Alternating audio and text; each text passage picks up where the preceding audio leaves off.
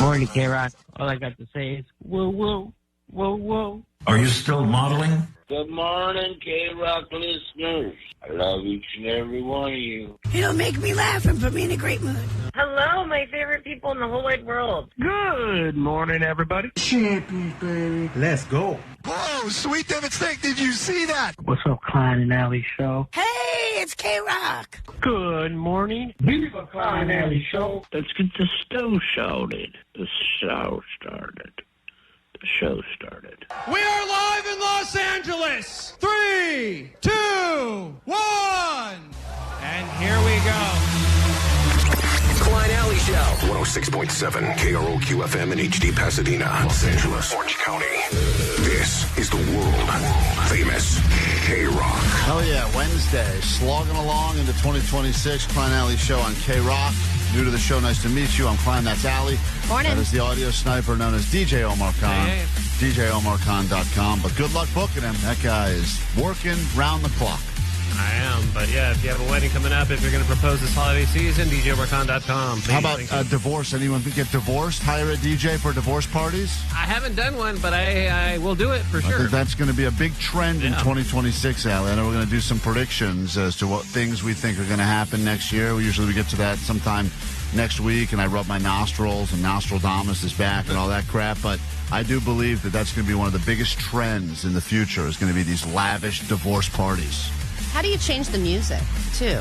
Or is it the same music? Like, you can't do if you like it, then you should have put a ring on it. Right, it won't be that stuff. It'll be less of the romantic stuff and more of the, the other ones. Like, You Could Do Better. It'll be like angry breakup songs. Like that Buck Cherry song, Crazy Bitch. Yeah, Oh, that's yeah, a good one. that's Just a good one. that on You're loop already- over and over again. There you go. Mm-hmm. Get that play mix ready. So we'll get into that, I'm sure, at some point. That's Jake the Nerd over there. He's the audio arbiter or something like that. Arbiter of audios. Whatever he is. He DJ'd a special needs fundraiser. He did do that, and the special And he did, needs. if you like it, then you should have put a ring They on it. told him, please stop doing it. In fact, I believe they cut his set short, even though he was volunteering his time and drove an hour and a half to be there. We never heard from that woman again. I think we lost a listener that day. Yeah, they weren't fans. No, they weren't. Well, they also hid you in a closet during it, right? I was fine with that, actually. Yeah, but apparently Jake's playlist was such a terrible mix of music that the special needs people that were at the party were having less fun. They were so triggered, and Jake didn't. I disagree. And the problem with all of Jake's stupid songs is that they're all these Tool songs that go on for 11 minutes. So every time you start a new one, they're like, oh, this is going to... It's the worst when a song that you hate comes on and it's so long. Yep. And then you remember again throughout the song just how much you hate There's it. still so much more of this song. There's still so much left. That's good, man. It's time for a break. That's Postmaster Johnny in the back and then producer Vanessa, 800-520-1067 if you need us. We're streaming live on YouTube right now as well, so you can watch along with the show. We give you a chance to win Allie's money today. We give you a chance to win tickets on the floor. KROQ's Almost Acoustic Christmas happening this Saturday. And if that were not enough, and I know it's not, we are asking you to listen to everything we say this morning because everything that happens on the show could be an answer to a question that will score you VIP, which means floor access plus lanyards and all those credentials you need to get into all the fun places that people like us usually get kept out of. Definitely want to flex a good lanyard. So we will get into all of that coming up this morning on the show. We are live right now at 800-520-1067.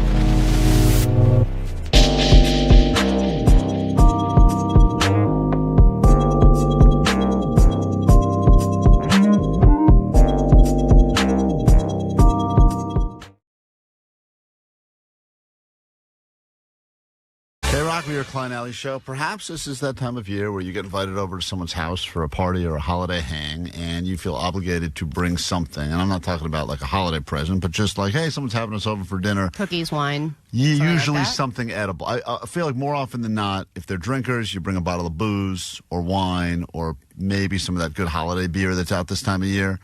And if not, then you bring something like a dessert, right? There's a whole discussion happening online right now about, is it rude if you bring something and the person does not offer to serve that up? Because I know that I've received, people have come over sometimes and they're like, here's a bottle of wine, and I feel obligated to open it immediately. But also then they just drink what they brought me, in which case it wasn't a gift for me at all. I would feel in the beverage department it is okay not to open. But if you bring over a dessert or something edible, it should be opened and offered. But then the person's just basically getting their own gift they brought. Yeah, but when you bring something that's food related, isn't it supposed to be for the thing? Remember when Jake brought those beers to your kid's birthday party and then drank all of his own beers and then stole your potato chips also? And those were given to me. They were. They weren't opened, and I felt like I needed to give them Well, something. Allie made a statement. Thank you. No, Jake said, what do you... I was there. I saw the whole thing happen. He's like, what are you doing with all these chips? And Allie said, I guess you could have some if you want. And Jake took all the bags and left. Cool party. But it wasn't like Allie said, please take all of my leftover unopened bags of chips. Does anyone want them like their table centerpieces? Please take them. Yeah. I mean, Jake, She was going to eat those chips. You don't know, dude. An unopened bag of I chips. didn't have a chance to think about it.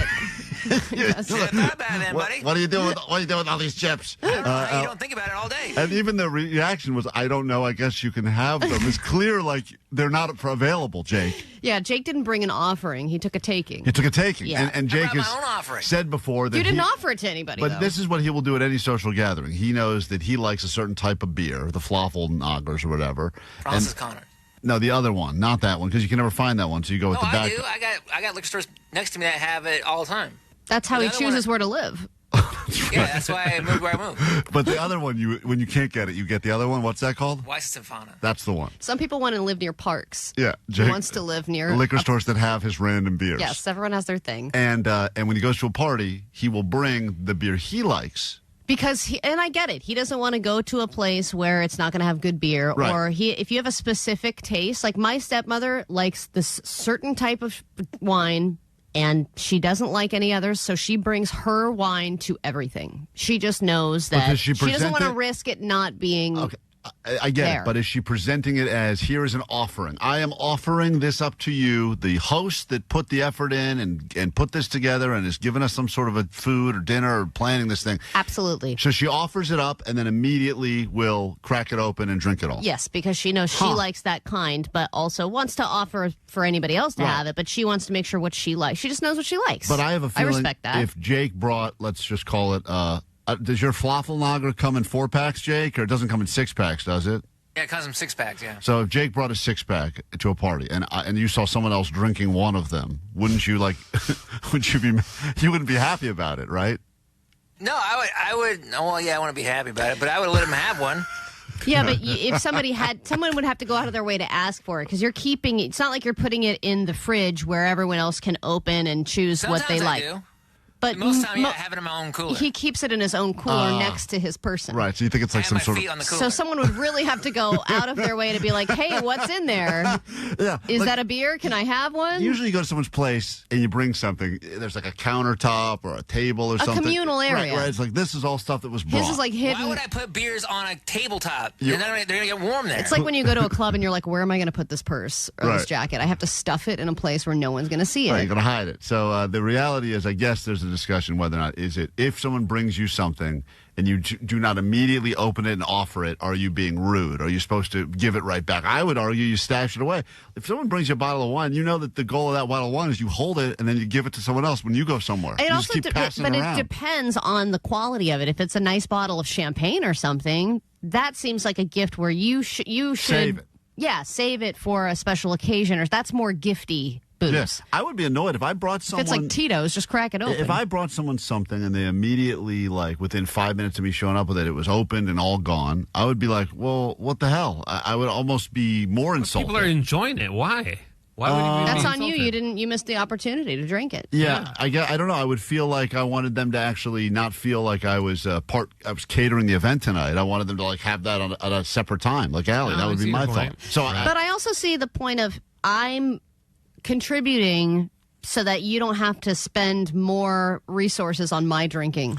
Like, I want to drink. Right. So I'm going to bring my own alcohol to make sure that you don't have to cover me and make sure I get drunk. It's a mathematical formula. You just want to make sure that you're covering another person if you're drinking. You're just bringing your own reserve. 626 says, how would you guys feel if someone brought an already open bottle of alcohol, which has happened? I did do that, but that was because I didn't like the wine, and I thought they would. And it was a special dessert wine, so I brought it for dessert. 408 says, my ghetto-ass cousin brought a few slabs of ribs to a barbecue at a party. He barbecued them, and then he proceeded to eat all of them and take the leftovers. He took his own leftovers. That's a real. Is anyone going to eat these? Well, you brought them. That's interesting. If it's wrapped, you can open it later. It's not for sharing. See, that's why I'm saying it's torn right now. People are fighting about it. Yeah, but it's all with picky people too. If you like certain foods, or if you're like a weird vegan, you have to bring your own stuff so you don't burden the hosts with your weird dietary restrictions. Unrelated, there's been a blind Charlie spotting this morning on the corner of Fletcher and San Fernando again. So if you're driving around that area right now, thank you to Blind Charlie for being out there early, spreading the word about the show. We got to take a quick break. Back in a moment with Allie's Money, which will be your money if you're on the phone now at 800-520-1067. All you got to do is answer 5 questions about things happening in the news. The answers are all out there. Study up, call now, win next. There is nothing quite like Christmas in Los Angeles. KROQ Almost Acoustic Christmas 2025. Presented by Pepsi. Saturday, December 13th, Kia Forum. Hey guys, it's Amy from Evanescence. We are going to be playing KROQ's Almost Acoustic Christmas this year.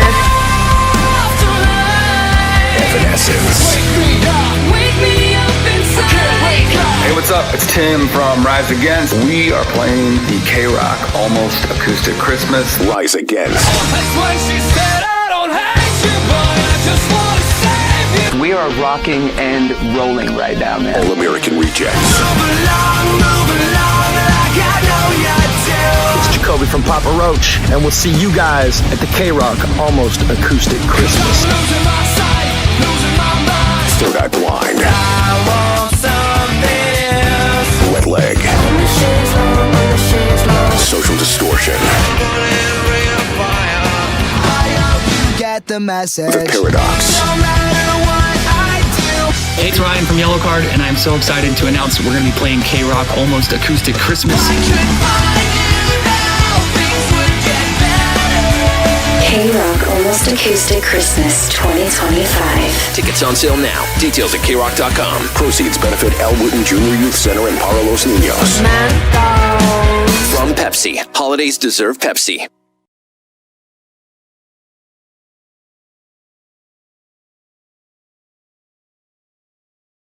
Phones at KROQ. The number is 800-520-1067. You can always text if you can't get through on the phones. Although right now, if you want to take Allie's money, you better be on the phones, and you'll have those numbers later this morning if you want to win your way into KROQ's Almost Acoustic Christmas happening this Saturday at the Kia Forum. I just saw a few additional blue dots pop up as they opened up some side stage viewing areas for those of you that could not get in previously. I know it's been hard to find multiple seats together. It's been a lot of single seats available. So check out the updated availabilities at KROQ or at Ticketmaster, or win them from us because you'll be right on the floor. And we say good morning right now in Anaheim, California to Daniel. Good morning, Daniel. Hey, good morning. What's going on? Hopefully you are feeling smart, at least a little knowledgeable about what's going on in the world. Allie is, it's always a gamble with Allie. You never know. Sometimes she comes in with nothing, and sometimes she comes in with a little less than nothing.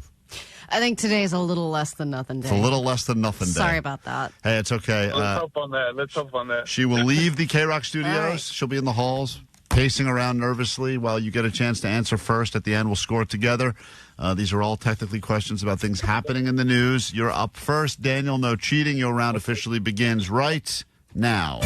Allie knows the news. Six Flags Magic Mountain is apparently going to be demolishing 2 rides.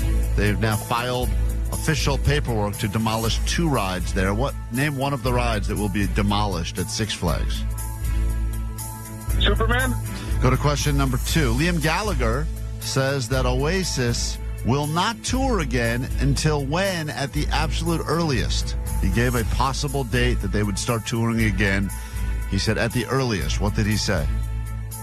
September. Go to question number 3. Oreo will be releasing a new type of Oreo for the first time ever next month. What type of Oreo will it be? Sugarless.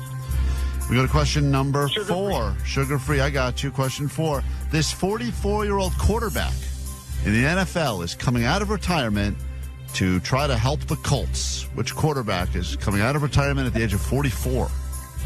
Wow. Tom Brady? And finally, question number 5. Microbiologists are warning all of us against re-wearing what because of bacterial growth. They are saying, please stop re-wearing this because it is a lot of bacterial growth. What are they saying we should not wear more than once? Face mask? Face mask. Sure. All right. Let's go and write it down. Allie is coming in. That's it. Those are your 5 questions. You did okay. At least you answered quickly, Daniel. $100 could be yours. Once again, we are slogging our way to the end of the year, slogging our way to the end of the week, and Allie will be putting up $500 on Friday, as she's been known to do. I think we just paid someone $500 last Friday. We did. It was rough for me. And by we, I mean you. Question number 1. Six Flags Magic Mountain has filed officially to demolish 2 of their current rides. Name one of the rides that they plan on demolishing. Yeah, I had this story flagged. I haven't read it yet, though, so I'm not sure. Couldn't be Tatsu. It's definitely not. Dude. Isn't that the best ride there? Pretty much. Well, he guessed Superman, but they would not get rid of that either. They are going to demolish Magic Flyer and Tweety's Escape. Those are 2 that are, quote, fan favorites, but they're going to... Oh, they are fan favorites? They're going to get rid of them, and they're going to be opening up Chipotle's. Where cool. No, they're going to be probably doing new rides, I'm sure. There's a whole new roller coaster. That is, it's an internal roller coaster. It's in your intestines, really. Yeah. We go to question number 2. Liam Gallagher, 0-0 after 1, by the way. Liam Gallagher says that Oasis will not tour again until when at the earliest? He gave a date. 2027? All right, this guy guessed September. But the correct answer, he says, at the earliest Oasis would consider touring again would be 2027 because they need to spend all of this next year counting the monies they've made. It's going to take an entire year just to count all the monies. Well, I think also one of them relapsed at the end of the tour. Oh, is that official? Yeah, I think so. Oh, wow. So then it's like, nah, I get a year to get back on the wagon and then start touring again. Allie gets the point. And we go to question number 3. Allie's up 1 now. Oreo will be releasing a new type of Oreo for the first time ever next month. What is it? Yeah, this is part of a new trend, and we'll talk about that in ADD News. It is sugar-free Oreos. All right, he also said the sugar-free Oreo. Mm-hmm. It's going to now officially be a health cookie. Yay, health cookies. Mindful Indulgence is the new trend of 2026. So he got the point. He's on the board. Allie's still up 2-1 with 2 questions left. This 44-year-old quarterback is coming out of retirement to try to help the Colts. Phillip Rivers? Oh, Allie, I didn't think you'd get this one. That is absolutely correct. Phillip Rivers coming out of retirement. 40. Yes. Oh, that is a good guess. But the correct answer is, and apparently people do this a lot, socks. The re-wearing of socks. Well, it depends on what you wore them for. No, it does not. According to the biologist, it does not matter what you wore them for. You should not be re-wearing. I have sleep socks that I re-wear. I swap them out every 2 days. You don't know. You didn't read the article. I didn't read the article. You're right, but I did see the headline. Right. And anyway, it doesn't matter. Daniel, you put in a valiant effort. Sadly, Allie still beat you by a few. What must you shamefully admit over the airwaves of KROQ as she holds on to her money for another day? No worries. Allie knows her news. Yeah, Thank you. You're welcome. We'll see you tomorrow, hopefully. Another chance to win coming up. And if you want KROQ tickets, Almost Acoustic Christmas, we have them for you.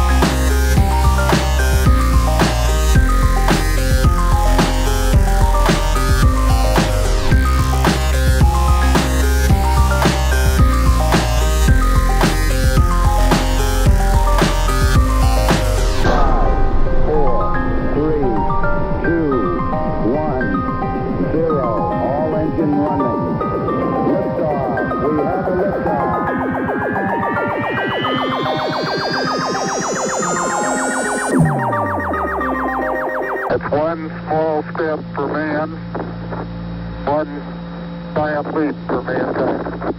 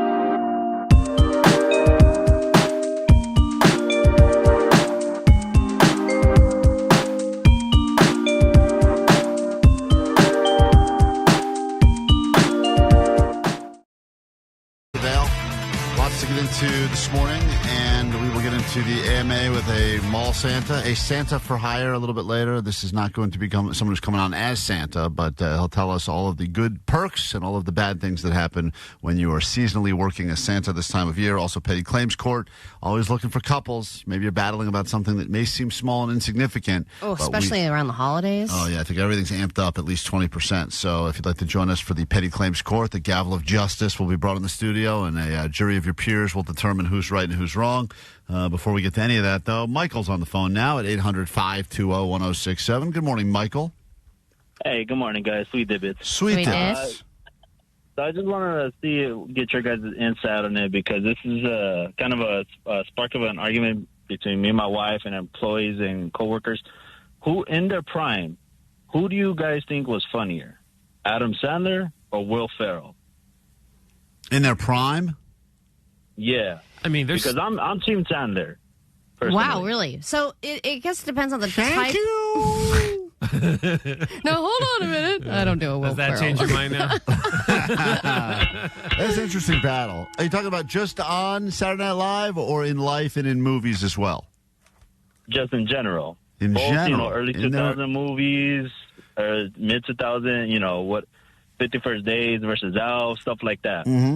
So Will Ferrell to me is funnier because he has more iconic characters that he's more of a character actor, and I think that he had more of a wide variety of funny, whereas Adam Sandler was hugely successful and hugely funny, but really for just one thing, one lane, just being that saying everything like I'm with Allie on that one. and She then sounds laughing, right. and it's like, okay, that's funny, and I obviously I think he's a funny guy and he's very smart, great writer, but Will Ferrell is a funnier actor. Is there one Will Ferrell, anything that you've laughed at harder than, let's call it, like a Billy Madison or a Happy... Spartan Cheerleaders. You laughed harder at that? I loved the Spartan Cheerleaders. But like Anchorman? Okay, fine. Once again, I know we got into that conversation a few weeks ago. Superstar with Molly Shannon. The best Step Brothers comedies. was great. Step Brothers. But Whatever. Adam Sandler's first record is better than anything Will Ferrell did. and that's the other thing. Listen to this. Jake, I'm glad you brought that up. Sandler had a few albums that were... I think one of the first concerts I ever paid my own money to go see was Adam Sandler's Lunch Lady Land, the tour. And Sloppy Joe's. Yeah, all of it. See, that's what I'm saying, though. It's a spark of a conversation. But before I get cut off and such, I just want to wish everybody over there at KROQ. Oh, you've been cut off. I'll see you later. But thank you for the message. Merry Christmas. Oh, you're back. Yes? Oh, okay, cool. And everything. And quick suggestion. Maybe for your guys' super fans, Have you guys ever thought of doing a Klein and Alley Hall of Fame for like Blind Charlie or One Arm Gary, something like that for like the fans to just kind of get behind? Like nominees? We were doing a fantasy league. We have enough stuff with them. In fact, Ali, I just wanted to play this. Blind Charlie, I don't know what's going on with Blind Charlie. I feel bad. I know he's out in the streets promoting the show now. He apparently is all... He bought himself a ticket for Acoustic Christmas. And now he's scared because the forum, he's never been there before. He's completely blind. And he has no idea how to even navigate the forum. And now listen to this. Oh, hey, guys. Yeah, so I've got 2 tickets to Acoustic Christmas, and the only real reason I wanted to go was to hang out with you guys before the show, but I don't have someone to go with, and that kind of sounds super scary. I've never been to the forum, and I wouldn't even know how to get around or anything like that. So I'm basically letting you guys know that I got 2 tickets that you guys can use for bribery or give away to listeners or whatever, can be just anonymous. Nobody needs to know that they're from me or anything like that.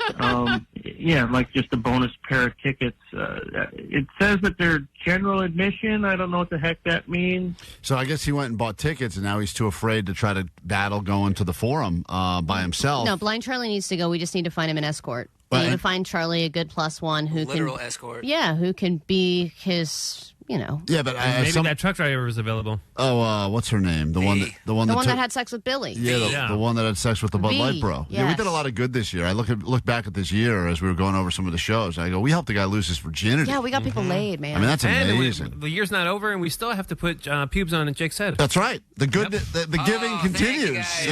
Thanks for the reminder, The Omar. Christmas cheer. Yeah. Christmas spirit's alive. Listen, now we did receive this follow-up call. This is someone who apparently knows the Blind Charlie situation. And listen to this. I feel like we now need to do something to do some good. I don't even know where we start, Allie. Hi, this is Susie. I'm calling on behalf of Blind Charlie. He said that he called earlier and left a message that he had 2 tickets to Almost Acoustic Christmas and he wanted to give them up.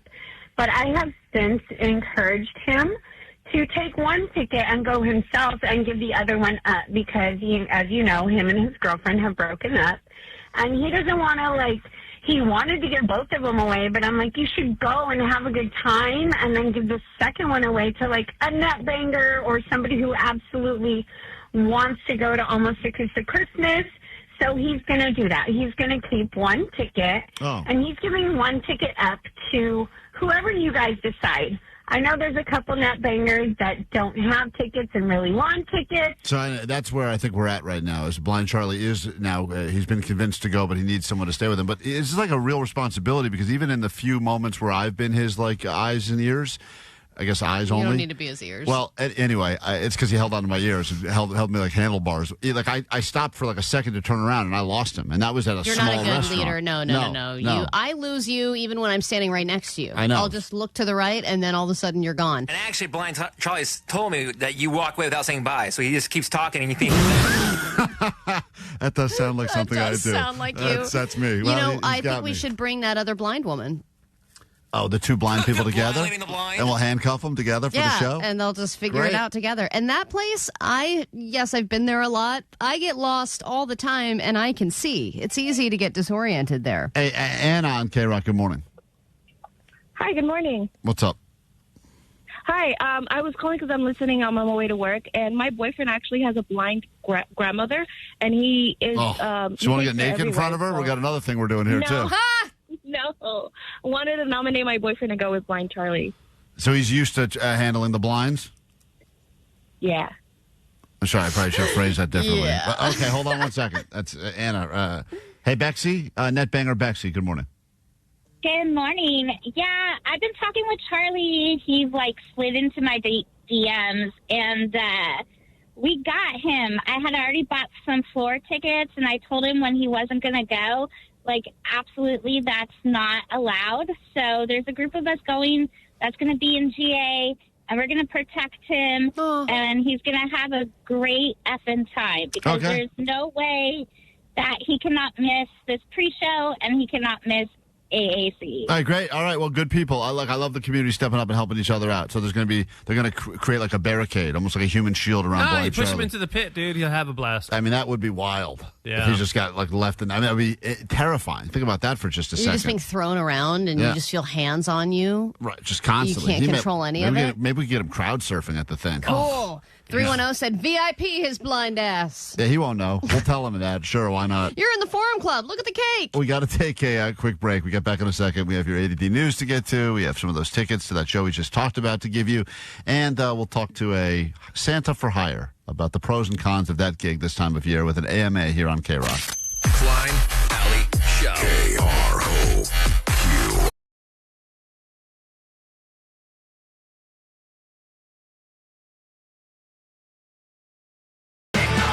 Let's find out what's going on in the news. Then a brand new hour of the show can officially begin. Here we go. Grab your Adderall. It's time for ADD News. This year, if you didn't rap it, it didn't happen. We've got a rap for everything now. Our music, our food choices, our Google searches. And here are the details for the Year in Help, the GoFundMe wrapped for 2025. What did people ask for and what did people give? This year, there was a big uptick, a 20% uptick in people setting up GoFundMes for just basic household needs. Not, I need this rare surgery. Not, this person died and we need to cover their funeral. It's, I need to pay my water bill. Help me. I need help with my rent. Just basic essentials. People are having no shame in asking for those things, and also people are happy to donate to those things. The most generous countries were Ireland, followed by us. Los Angeles was the most generous city, or had the most repeat givers. And the biggest day of giving was January 10th. Raised $8 million in one day after the fires. Yeah, because that year, which feels like forever ago now, that's how 2025 began for us. And then immediately... Feels like a lifetime ago. Sure does. But it was raising funds and people stepping up, and a lot of good was done. But yes, I did see, even yesterday... It was Instagram, may have been TikTok. Someone basically said, if I can get 80,000 people to each Venmo me 50 cents, I will be debt-free. That's so many people. I know, but I saw the thing was shared, 100,000 plus times, and I'm sure a lot of those people probably threw 50, because you go, 50, I'll Venmo someone 50 cents, whatever. Yeah, but if everybody keeps asking you to vote. I know. And also, if you think to yourself, well, if I ever fall on hard times, I can always just have people Venmo me. I understand that there are people who legitimately need help, and any help that they can get is great. But there's also the general person who probably could figure it out, and it's just like, well, it's easier to ask people for money. I think there's never been an easier time in the history of the world to figure out ways to actually make money. If you think about all of the ways that you could, I'm not even just talking about the OnlyFans and the selling pictures of your feet crap. I'm talking about real ways that every person, reselling. a million ways to do it now, more than ever before. I see things all the time. This guy I saw some video yesterday. The guy goes, find properties for rent in your area, then do something and help pair them with people looking to find a rent. Take a 10% cut in the middle. It's not a scam. It's real. The point is, it seems like there's a lot of ways, a lot of opportunities for side hustles before you need to go to begging for money from other people. Yeah, I saw this guy hosting a dumb game show online somewhere. I forgot. I think it was Instagram. I think he stopped doing it, though. That didn't make. That was a giant money loss. Yeah, it was Laser was great, though. Money sucked. There's a GoFundMe up for that game show. There is a GoFundMe up. If you could donate, that'd be great. But a friend of mine, well, actually not like a friend, a distant friend, more of an acquaintance, put up a thing on Facebook asking for a GoFundMe just for her rent and stuff. She was like, I'm behind on my rent. And then she was hot? No, it's not getting my money. But it was like $10,000 and she got it. It was you guys agree, though, the hotter people probably are getting the donations more than the uggos. Here's the thing. I think, once again, it's the middles that get screwed, because I think either the very hot get it or the very, that guy's got, one eyeball hanging out of his head. He definitely needs help. Yeah, right. So but all the middles, the average people, figure it out. You're average. Yeah, I know. You're just an average American like me. Right. Okay? All right. I'll go. Now, thanks, Jake. I appreciate that. No, you look like that weird one-eye guy. Allie, I would donate to you if I saw you. Thanks, guys. Well, look at those Kangol. I do look like I have some kind of deformity. A few. Now we go from the year-end wrap-ups to the New Year releases. This is just a small crop of some of the new foods that have been announced that you can shove in your face after all the holiday eating has passed. Oreo is coming out with a new zero-sugar cookie. Twinkies and Ding Dongs are releasing small snack wafer versions of their products, and those are designed for coating, dipping, and drizzling. And then, if you can believe it, yet another proteinified food, protein Doritos, will be coming out sometime in 2026, and they will pair with the Pepsi prebiotic soda line that's also being released during that time. And this is all part of next year's big trend of mindful indulgences. So we want things that taste yummy but don't have any of the guilt. And even if we grab Pop-Tarts or Doritos or Oreos, we want some kind of nutritional benefit. Otherwise, we feel bad. So that's why you're putting protein in everything, and that's why you're taking sugar out of everything. Everything has to be, quote, functional now. It's not enough anymore. Like, my functional used to be high fructose corn syrup. That was my function. Now that's not enough anymore. It's got to have something else in it. Yeah. Oh, this is it may look like it's a cookie, but it's actually going to be good for your gut health. I can't have coffee. I have to have protein or functional mushroom coffee. Right. There's 19 different mushrooms in this coffee. Yeah. No, my stepmother, she was visiting, and I was like, hey, do you want some coffee? She's like, no, I brought my own. I was like, wow, you brought your own coffee? And she was like, yeah, it's a special functional weight loss coffee. I was like, what? I tell you when you're doing the jab that you're supposed to eat stuff high in protein. Yeah, well, they say you're supposed to eat, I think, your goal weight in protein every single day. It's crazy, yeah. What does that mean? So if your goal weight is you want to be 200 pounds, you need to eat 200 grams of protein in a day? Mm-hmm. Oh, my God. That's so much protein. I know. That's why everyone's like, I better put it in my coffee. I can only eat so much chicken. That's so many Doritos. Everyone deserves presents this holiday season, and I know we always like to focus on the tots, not having the toys. But someone took it upon themselves to bestow gifts on the less fortunate in the prison system. It was a contraband Christmas. Package goes flying into a yard, but this was not Santa's doing, and this was not any ordinary yard. Take a look. This is what landed inside a prison yard. Corrections shared this photo of what they're calling Contraband Christmas after a drone made the drop. And as you can see inside was, I don't know if you can make it out, marijuana, cigarettes, steak, crab legs, and even a tin of Old Bay seasoning. No arrests have been made. Is that not the best Christmas? Right. Yeah. If Old Bay is not behind this, the seasoning company, then what a failed opportunity. That is amazing. You got the weed, steak, crabs, followed by cigarette. You got everything you could possibly want in there. It's beautiful. I want to go to prison just so I can get it. I feel like if anyone's looking to get me something this holiday season, that contraband Christmas That's actually my complete wish list right there.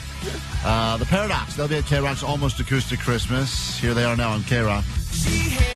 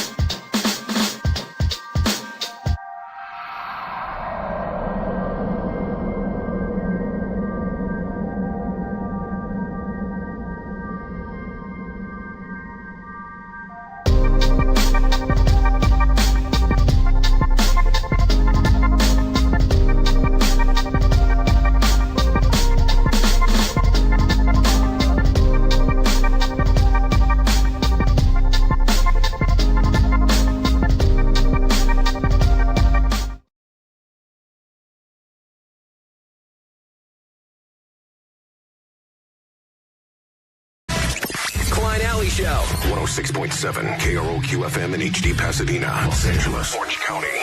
This is the world famous K-Rock. Oh yeah, K-Rock Klein Alley Show. It's Wednesday morning, which means tomorrow we make our way, after we do the show here at K-Rock, to our live Klein Alley Showtime happening at Hollywood Park Casino, where we'll be upgrading some of your ticket experiences to VIP. Jake will get that official haircut. We've got those sweet Dibbit shirts. Allie will get the haircut as well. 2 haircuts for the price of 1 happening, and some other things we have in store for you at the live show. And in fact, I didn't realize this, Allie, but because we'll be doing it at a casino, there's ways you can actually make money just by watching our show or coming to us tomorrow 5 to 7 p.m. Just wanted to let you know that the Hollywood Park Casino is giving out some great odds for Thursday's live show overtime. So if Vanessa actually gets outed as a child, they're giving 9-1 odds. Ooh. Postmaster Johnny reveals that he's secretly been getting his PhD in sociology this whole time. We're getting 5-1 odds. That would be 1,000,000 to 1 odds. Trust me, that is not happening. Yeah. Your odds are off, sir. Allie being arrested for pleasuring herself on the 101 South. Well, that's likely to happen, so minus 150. Well, it's going to be taking the 405 there. So Allie perhaps will be pleasuring herself on the 405. I haven't pleasured myself on that freeway yet, just the 101. So get ready That's the for one that that. gets me going. If there's a slowdown tomorrow, 405 Cherry. Allie's getting all excited. It's like, the first time with a new lover. You don't know how she's going to be on the 405. Well, you know that guy that we talked to yesterday who rode that ride like 15,000 times? Maybe I could make it my mission to do it on every single freeway in California, the whole state. That should be your mission. I really do. I think that's what you should be known for. Allie, the self-pleasure girl who self-pleasures herself on every single... Yeah, it's we'll work on the name. We haven't... It's I don't obviously... think we need to work on the name.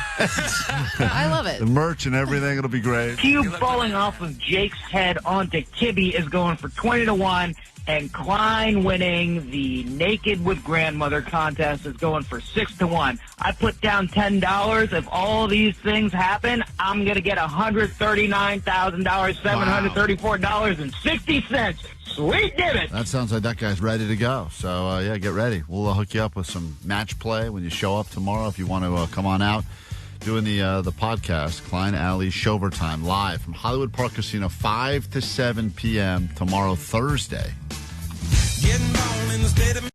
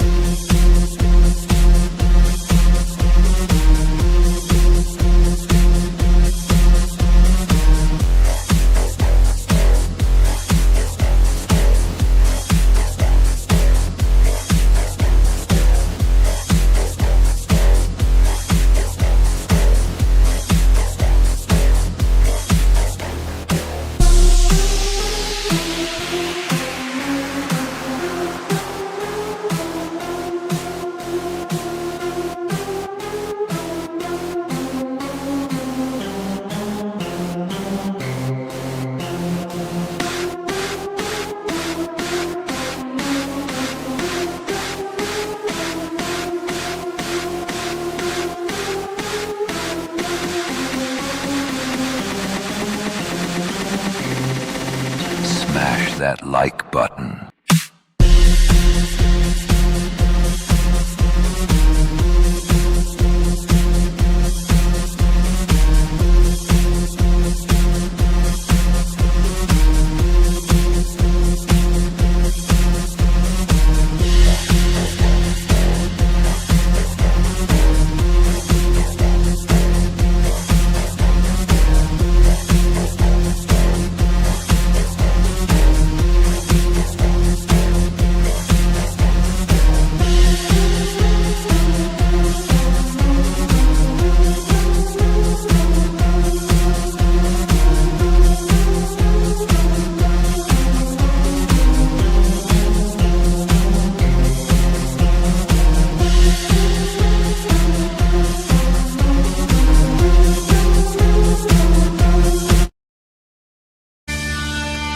Time for Allie to admit something that she's not going to be proud of, but go ahead. We all called it, and now it's your chance to admit that we were right and you were wrong yet again. All right, yeah, I admitted I was wrong. I thought there was a situation brewing, and I misinterpreted the situation, and in a setting at the gym where I thought I was being hit on, apparently I was mistaken, and that's my bad.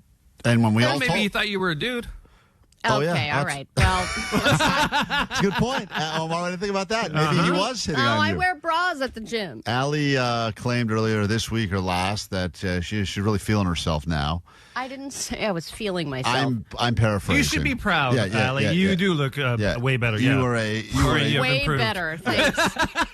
You were easily done. a true summer dumpster for a while. Thanks. And you have now improved to winter or fall dumpster. Cool. Which is a move in the right direction. You look great. You feel good. You're doing a lot of stuff to better yourself. A lot of stuff, A man. lot of stuff. It's nonstop. Good for you.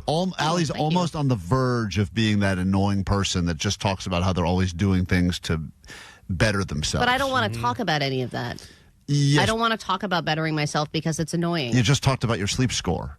You were talking about it. Whoa. You just said, my sleep score last night was 41. No, you were talking about your wife, and then I was like, oh, mine said it was at 40. I was just adding to the conversation. I didn't bring it up. But you do talk. I don't talk about any of that stuff. You talk a lot about, you're always eating these portion-controlled things. The stuff stinks. You're always like, I have to eat it. I'm sorry, it smells. That is because I was having some issues. Right, I got it. The point is this. This is all disgusting under the surface. When you claim that you were being hit on at the gym, we all said that's preposterous. I have a list of all the other places you've claimed you've been hit on. I was hit on at that sandwich shop. That woman was making prolonged eye contact with me and was making conversation with me while there was a line, and there was no reason for her to do that. I'm going to go through, I don't even know if these were all from this year or previous years. The Trader Joe's people, those. Allie claims she was hit on one time at Trader Joe's while returning moldy tortillas. Okay. You realized after the fact that they were so not hitting on you that they even put up a billboard that said, we're so nice at Trader Joe's, you'll be convinced we're hitting on you. Okay. We are not. That was strange And timing. they put up a billboard after Allie claimed that to let the world know that they were not. You claimed, Allie, that you were one time hit on by a Los Angeles Laker on the 101 because it was a guy driving a black guy driving a purple car. It was purple and yellow. And he apparently signaled, like, I need to get over. No, he went next to me on purpose, and he looked at me and did the little head nod thing, like, hey. You want to be my hoe? Yes.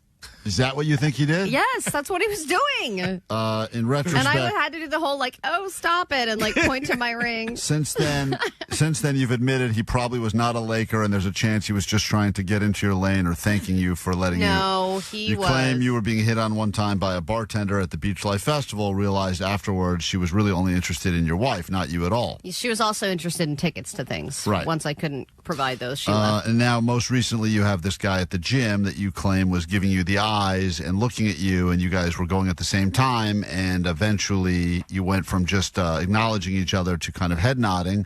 And Didn't say anything. And we all said he was about to talk to me. I was like, this is going too far too fast. And now you are convinced he was not hitting on you, and why are you saying that now? Well, he didn't show up for a couple days after we had talked about this, and I was like, oh, man. Because he put up a giant billboard that said, I'm just working out. I'm he not heard it hitting on and you. was like, I'm switching gyms. But yesterday I did see him, and I was like, okay, he's back. Let's see what happens. And I looked over in his direction, and I saw him at one machine make eyes with another guy who was doing sit-ups. and they were both very buff and had those nice, tight bubble asses. And they made prolonged eye contact with each other, and I was like, oh, damn, maybe he's not into women. And then I saw one of the guys go into the bathroom, and then he followed the guy into the bathroom. Gay. Yeah, and I was like, don't oh, judge damn, Vanessa. this happens at the Y, too. That is hot. But I think You're that surprised that the YMCA, the official gayest song ever recorded, has two guys that meet in the bathroom to have sex? That's surprising to you? Really? It's just, it's a family place. So anyway, there you have it. That is the now 5th official record we have of Allie admitting that she was not being hit on. And once we look into the sandwich story from the woman at the deli, I'm sure we'll be convinced that she was also not hitting on you. I think she was. I think really she was. That I can pick up on more with women than men. Yeah, maybe the guys weren't hitting on me because I'm just out of that world, but I can tell when a woman is giving me the eyes. There's like a DL eye contact that exists. And you know what I'm talking about, gays. It exists with straight people that are kind of curious. They look at you. There's a little linger that happens. And I got that from that sandwich lady. That I am certain of. The one time I can confirm Allie was hit on was the Bud Light Bros when they called you a teen. But Yep, they that's were true. also hammered. Mhm. I mean, really legally dead almost is how much alcohol they had. But that is at least, that was legitimate hitting on you because that was both Bud Light Bros standing around you going, you a teen, And girl. one was a virgin still. And I wonder if he would change his rating now that he's had sex with a woman. Girl, you a 3, girl. We got to take a break. On the phone right now, we have a Santa for hire, and he will answer every question you've ever had for a mall Santa or a hospital Santa or a private party Santa. You will encounter them this time of year. I can't believe we got this guy to give us some of his time. He's so busy. If you have a question, we will be talking to a Santa for hire in the AMA on KROQ, and that will be next.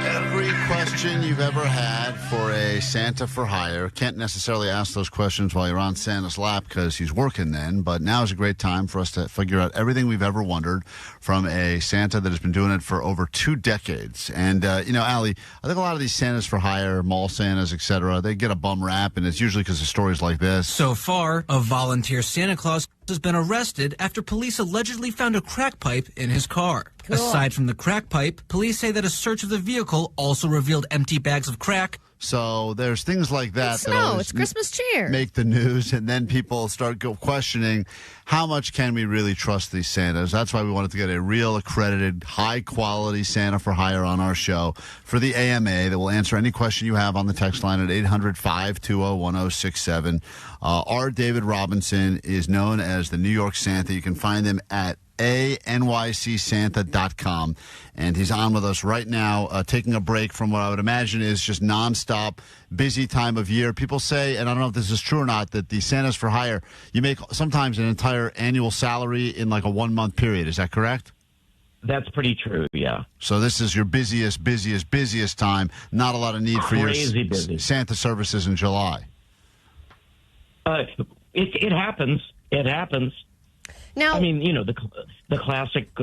People want a Santa in a Hawaiian shirt sitting around their pool. Got it. So you have done malls, you've done Christmas parties, you've done a lot of different types of things as far as Santa requests. Everything, yeah. Okay, and absolutely. What do you set your own rates, or is there like a going rate for every Santa? No. Everybody sets their own rates, but I have very standardized rates.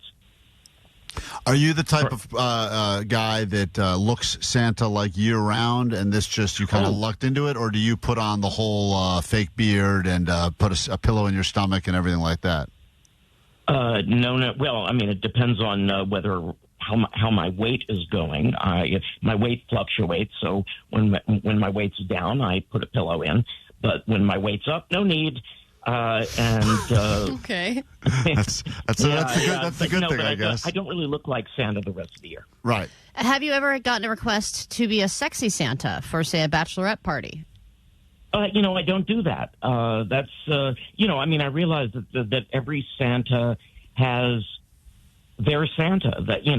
So everybody has their particular thing that they do. showing a facet of Santa, and that's just not me. I'm going to rapid fire some of these questions that are on the text line now at 800-520-1067. How many suits must a real deal Santa have? Like, are you like Batman where the closet's full of them, or do you have one that you have to constantly clean? No, I have 2 suits. Alternating I have one suits. that's very upscale and one that's kind of more workmanlike. Does it depend on the party? Oh, absolutely, yeah. Interesting. And have you ever worn the suit off duty to maybe get some free perks around the holidays? Oh, God, never.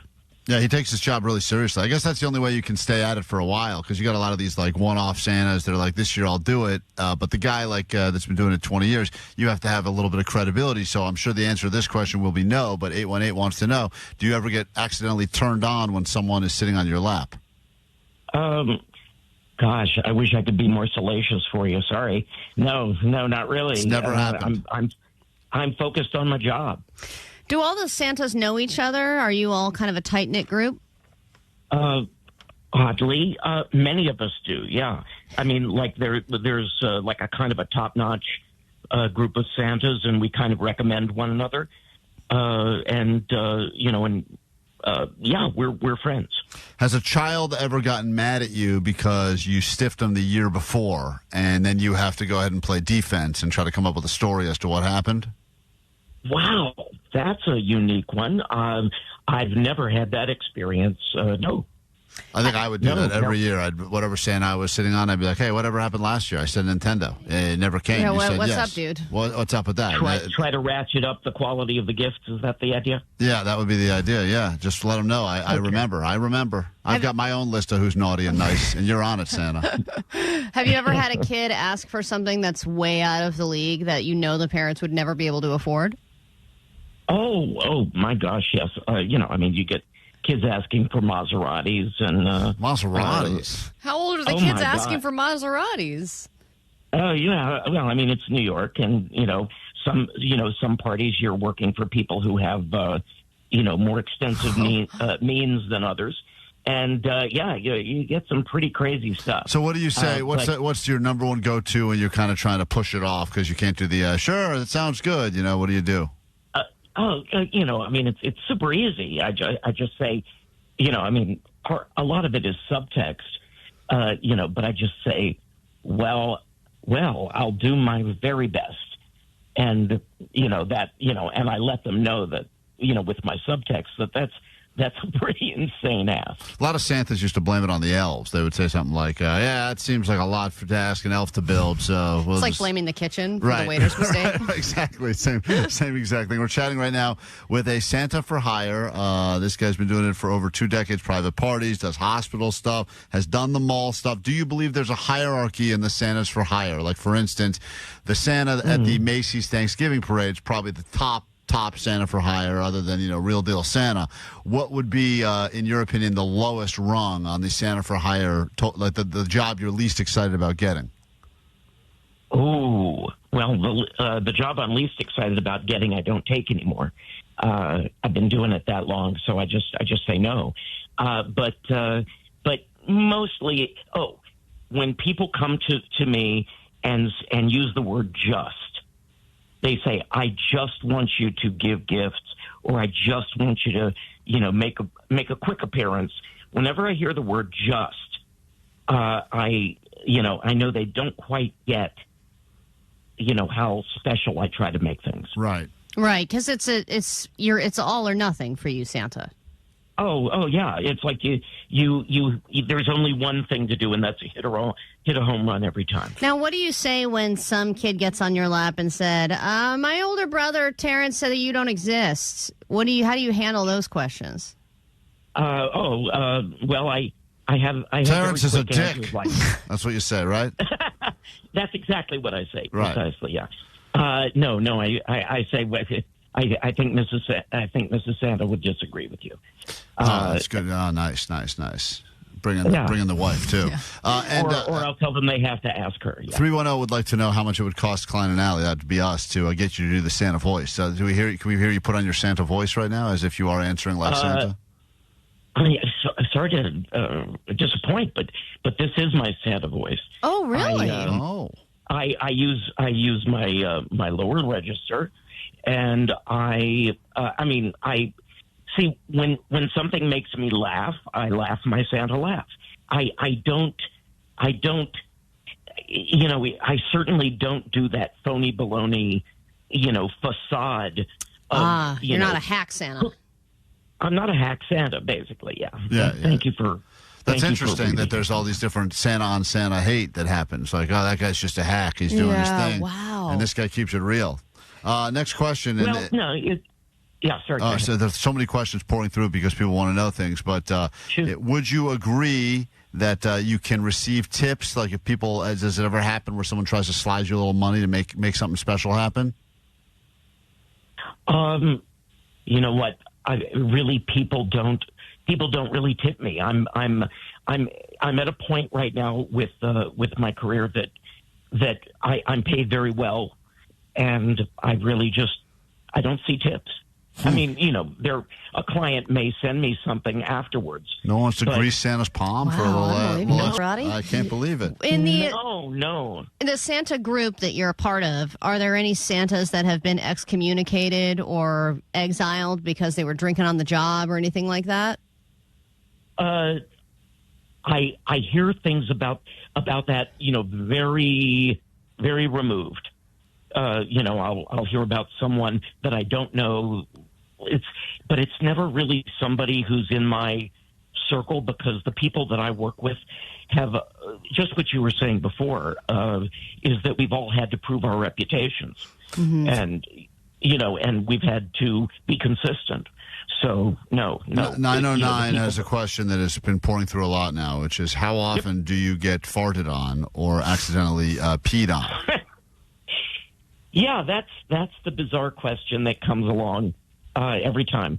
And again, no, I can't say that it ever happens, ever. Wow. I've never been. Yeah, no. That just doesn't happen. But the lap sitting also doesn't happen as often anymore, right? Because there was some perviness going on? No. I never, you know, I mean, a kid has to really ask to sit on my knee or indicate that they would like to sit on my knee. And, you know, otherwise I have them just sit right, you know, stand right close to me. Yeah, that's what Allie just experienced. Yeah. 200 yards from Santa. That's yeah, the new, there was news. automatically sitting next to. It was cautious. a bench, not a chair. That's unbelievable. And I do have insurance. And have the... Did you tell the kids that? Hey, don't worry, kid, I got insurance. That's good. I like that. What about gift requests? Have they changed over the years? How have you noticed in general, like the difference in things that kids ask for? Well, obviously technology, you know, I mean... Everyone wants iPads now? Everything is... I mean, the biggest thing probably is the game, you know, the game systems. Right. Right, I want a PS5. I want Roblox bucks. You got it. Those are the big things. And, you know, usually young girls will, I mean, you know, like preteens, you know, they'll ask me for iPhones or iPads. Right. I know my mom and dad said I'm too young for this, but come on, Santa. Yeah, I know. I'll ask you. All right. Well, listen, our David Robinson is known as the New York Santa. You can find him at ANYCS. Sorry, let me try that again.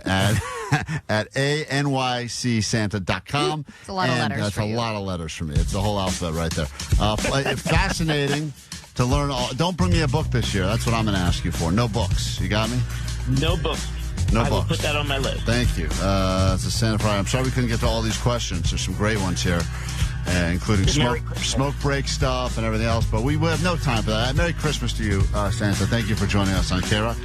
This is Blink, as you could expect, and then we give you the gift of KROQ Almost Acoustic Christmas tickets. No lap sitting either. That'll be happening in about 20 minutes on KROQ. Hello.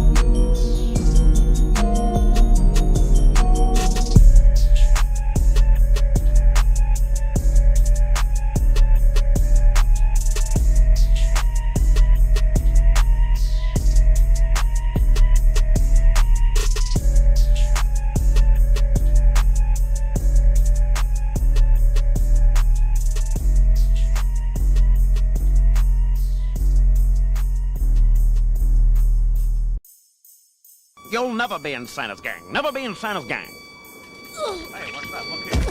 Here. Get him! Here.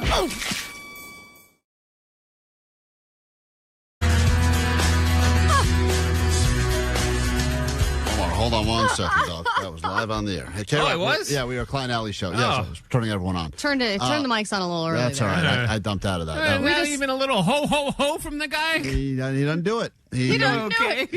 Gotta grease his palms. The guy, guy's not our dancing monkey. He's Voice very, sucks, by the way. well, I don't know. That was the Santa we got. That was the Santa we got. It's not. I was not thrilled either, but that's a real Santa. So there you have it. Someone said, when did Willie... Oh, God. Woody Allen. Yes, Woody Allen. Now, why would you save her, Omar? Why Sorry, would you my bad. save her? She was God damn it. tangled up in My bad. two My giant bad. F-ups in a row from you, back to Damn back. Oh, my God. What a disaster. I can't believe it. Well, anyway, that was our Santa. There's thousands out there working, and that's the guy we got. But, and look, I just don't believe it. He's never been farted on in 20 years of being a Santa. That's impossible. That's when you knew. It's just impossible. I just don't know how that's even a possibility. What's the insurance for? Insurance, I would imagine, is if a kid falls off your lap or anything happens while you're working, you want to make sure someone can come after you and sue you for anything. Some Santa swings around his bag of gifts, knocks over something. He's got to make sure you're covered. You have insurance for everything. Mm-hmm. Everybody needs it. I have insurance for my DJ business. Yeah, and Jake, you don't have insurance? If someone comes over to your shack and hurts themselves at your shack, they step on a rusty nail, they could sue you, and you'd be on the hook. Good luck, buddy. Well, that's not insurance. That is true. What are you going to sue him for? Yeah. Some beans? Yeah, I know. You sued a man who has nothing. That's my insurance. Jake's feeling very cocky now because he finally upgraded his phone. Jake was rocking, I think, an iPhone 4 for a while, and he's finally gone the upgrade route. And did you upgrade to a current one or just an upgrade to like an 11 or something? No, I have 13 Pro. 13? We're at 17, man. That was the upgrade? Jake, the rest of the world. Oh, no, that's what I had. I had 13. Okay, got it. Jeez, Lord. What are we up to now? The Regular? new one, the 17 Pro. You're up to the real. Look at you. Congrats, Jake. Fancy Jake. Fancy phone. So how did you get the fancy phone? Oh, my friend bought it for me, basically. Because he was tired of me not being able to use the apps that I need to share stuff with him. He got so frustrated that you could not communicate with him in a modern world that he just said, forget it, I'm going to buy you a phone? Yeah, pretty much. Like the last straw was we were at a concert like a week ago, and I were talking to these girls, and this girl, I had an extra ticket for a show the next day, and I went to go get her number like by pressing phones together, which I guess you can do now. And she ran away? And well, no, she didn't run away, but mine wouldn't do it, so he had to do it for me, and then be the person, the middleman. Yeah, the middleman doing all this stuff. He's like, I'm tired of this crap. Man, so this guy got you a new phone. Yeah. He's a better Santa than the one we just talked to. It really is. It's unbelievable. Did he get a deal on it? Is this like he got a BOGO deal, just gave it to you? Or did he pony up the $800 or whatever the iPhone 17 cost? Yeah, he took me to T-Mobile on Monday. I'm going to give him my own phone. He took you? Oh, my God. Jake. Like you're taking your teenager to get their phone? Yeah. I'm basically like his third kid. And then I'm giving him my old phone for the trade-in, discount, whatever. So he said... Oh, how generous of you. Hold on. Fine, I'll give you the trade-in. Your friend said to you, your phone is so sad and pathetic, I'm going to get you a phone. Already nice. And then you go, well, first you're going to have to pick me up and take me there. And then he does No, that. I actually drove to his T-Mobile. Right, okay. Oh, how nice. And then he put his credit card down and bought you a phone. Yeah. So how much did he pay? Did he pay the full price? Well, he's doing the payment thing like every month. Oh my God, dude! But does he get some of that back when you trade your phone in? Yeah. Okay, so he was eligible for an upgrade, and he just gave you his upgrade. Or something, yeah. Jake doesn't know. He doesn't care. Oh, he got a new my phone. God. If somebody offered to buy me a phone, I mean, and granted, I've been mooching off of my mother for my entire life when it comes to phones. Yes. If a person that I knew said, I will buy you a phone, I would already feel bad, let alone them taking me to the T-Mobile store to do all of that. Whatever, Jake. It's I drove myself like a big boy. Jake, out of curiosity, what was the reason for this? Was this for the holidays? Was this Yeah, for the holidays, and then, like how I'm always having to delete photos and videos and stuff from my phone. And what will you be giving this friend for the holidays? I'm going to give him a T-shirt. Oh, my. What kind of T-shirt? Is it a used T-shirt? No, brand new T-shirt. All right, that is Jake's favorite gift to give. How much did you spend? Oh, I haven't bought it yet. Oh, boy. What's your budget? I don't know, like $25. That's very nice. Very nice friend that gave Jake a brand new phone because he was so annoyed. And I get it. Hey, sometimes you're trying to communicate with friends. You got a group chat going. There's one friend that can't keep up for whatever the reason. Sometimes you got to step up and do what has to be done. Jake has just entered the world from the 13 all the way up to the 17 now. Well, yeah, the other thing is I couldn't get into shows because my Ticketmaster app couldn't be updated because I couldn't update my operating system. Yeah, Jake was saying it was hard for him to live because he couldn't pay for anything with his phone, and he could not, nothing could scan. He couldn't download tickets. Well, I know, like Intuit and some of the bigger new stadiums, it's all on your phone. There's no paper tickets or anything like that. I remember my father-in-law was going through that, and he couldn't download an app, so we had to figure that out for him. This was just a giant excuse from venues to try to keep you out previously, and they'll come up with a new plan now? I didn't think about it like that, but maybe. Yeah. All right. 626, Jake has a sugar daddy. Apparently. Sounds like it. That's unbelievable. Now what a nice friend. 818 says, now if I step on a rusty nail at Jake's place, I'll sue him for that new phone. Cool. Now we have assets. Got to get some insurance, dude. Quick break. We're back with your news, then your tickets to KROQ's Almost Acoustic Christmas in about 13 minutes. Klein Alley Show. You know that feeling you get when a friend tells you to meet him at a phone store and then buys you a phone? You could have that feeling every time you win real money with Prize Picks. Download the app right now. It's Prize Picks. It's easy. And now that Jake's got that new phone, first thing you should do is download the Prize Picks app. Use that promo code KROQ. Get you $50 lineup credit to get going when you play your first $5. And then with all of the excitement happening in football and basketball and hockey, professional college, you can go ahead and start making predictions as to what will happen in those games. Will a quarterback throw for more or less than 200 yards? Will a certain tight end get more or less than one touchdown? How many turnovers will happen in the game? Will the field goal kicker miss more than one field goal? There's so many opportunities for you to make money on Prize Picks, and not just double or triple, but 2,000 times your cash. And now's the perfect time because we give you the $50 to get going. When you use that promo code KROQ, you download, you start predicting, and it pays to be right. It's good to be right. All the details you need at prizepicks.com. Must be located in certain states to play. Lucky for you, California is one of them. Easy deposits, super simple withdrawals, and it's all available at Prize Picks. Download, start playing today.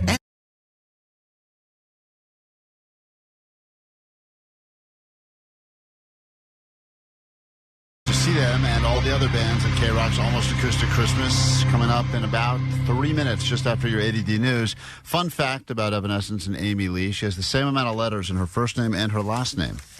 That is a fun fact right there, Allie. That's not fun. That's sure. so fun. It's a fact. That's just a fact. It's a fact. And you can... I just want to say, who gives a crap? Well, some people do. They love those fun facts. You'll be all full of fun facts by the time those... that band hits the rotating stage at the Forum. You'll be able to pollute someone else's ears with all those fun facts while you watch Evanescence. Person next to you will be bored out of their effing mind. Let's get into your news now, then we'll give you some tickets to see Evanescence and every other band at KROQ's Almost Acoustic Christmas happening starting at 9 a.m. and then every hour thereafter all day long right here on KROQ. Grab your Adderall. It's time for ADD News. We were talking about this a little bit off the air, but there's a strong desire now for everyone to track everything these days. You track your sleep, you track your steps, your mood, your stress levels, CO2 levels, blood oxygen levels. The list goes on and on and on. But we also have moved from watches and onto rings. The Oura Ring is a huge Christmas gift this year. And now there is another ring hitting the market. It's an AI ring called the Index One. This is from a company called Pebble. You may have heard of it. It's only $75 for this ring. It's supposed to have a battery that lasts years, so you don't have to recharge it all the time. And it's supposed to be worn on the index finger in addition to whatever other tracking rings you might have. So we're all going to look like we're wearing brass knuckles pretty soon. But this is simply an AI assistant. So you hit it up with questions, you write down some notes, reminders, anything that you might want to ask AI or talk to AI about or let AI know, So and you keep just track of your personal life or your Just to-dos. speak into your ring. Talking to your ring. It's kind of, you look like you're a, Secret Service agent. Right, but that's a cool look right there, as opposed to just you're constantly gossiping about someone next to you because you're like, Smell your, it looks like you're smelling your finger. Yeah, it's good, interesting, Jake, as well. But what is that supposed to do? That's supposed to save you from It's just another tool. It's just another tool. You don't want to have to raise your phone and talk to AI and ask it questions, or if you want to... You're doing the same motion. But what if you're wearing... Yeah, you are doing the exact but same you're not motion. holding anything. It's easy. But what if you have Meta glasses or you have your AirPods in?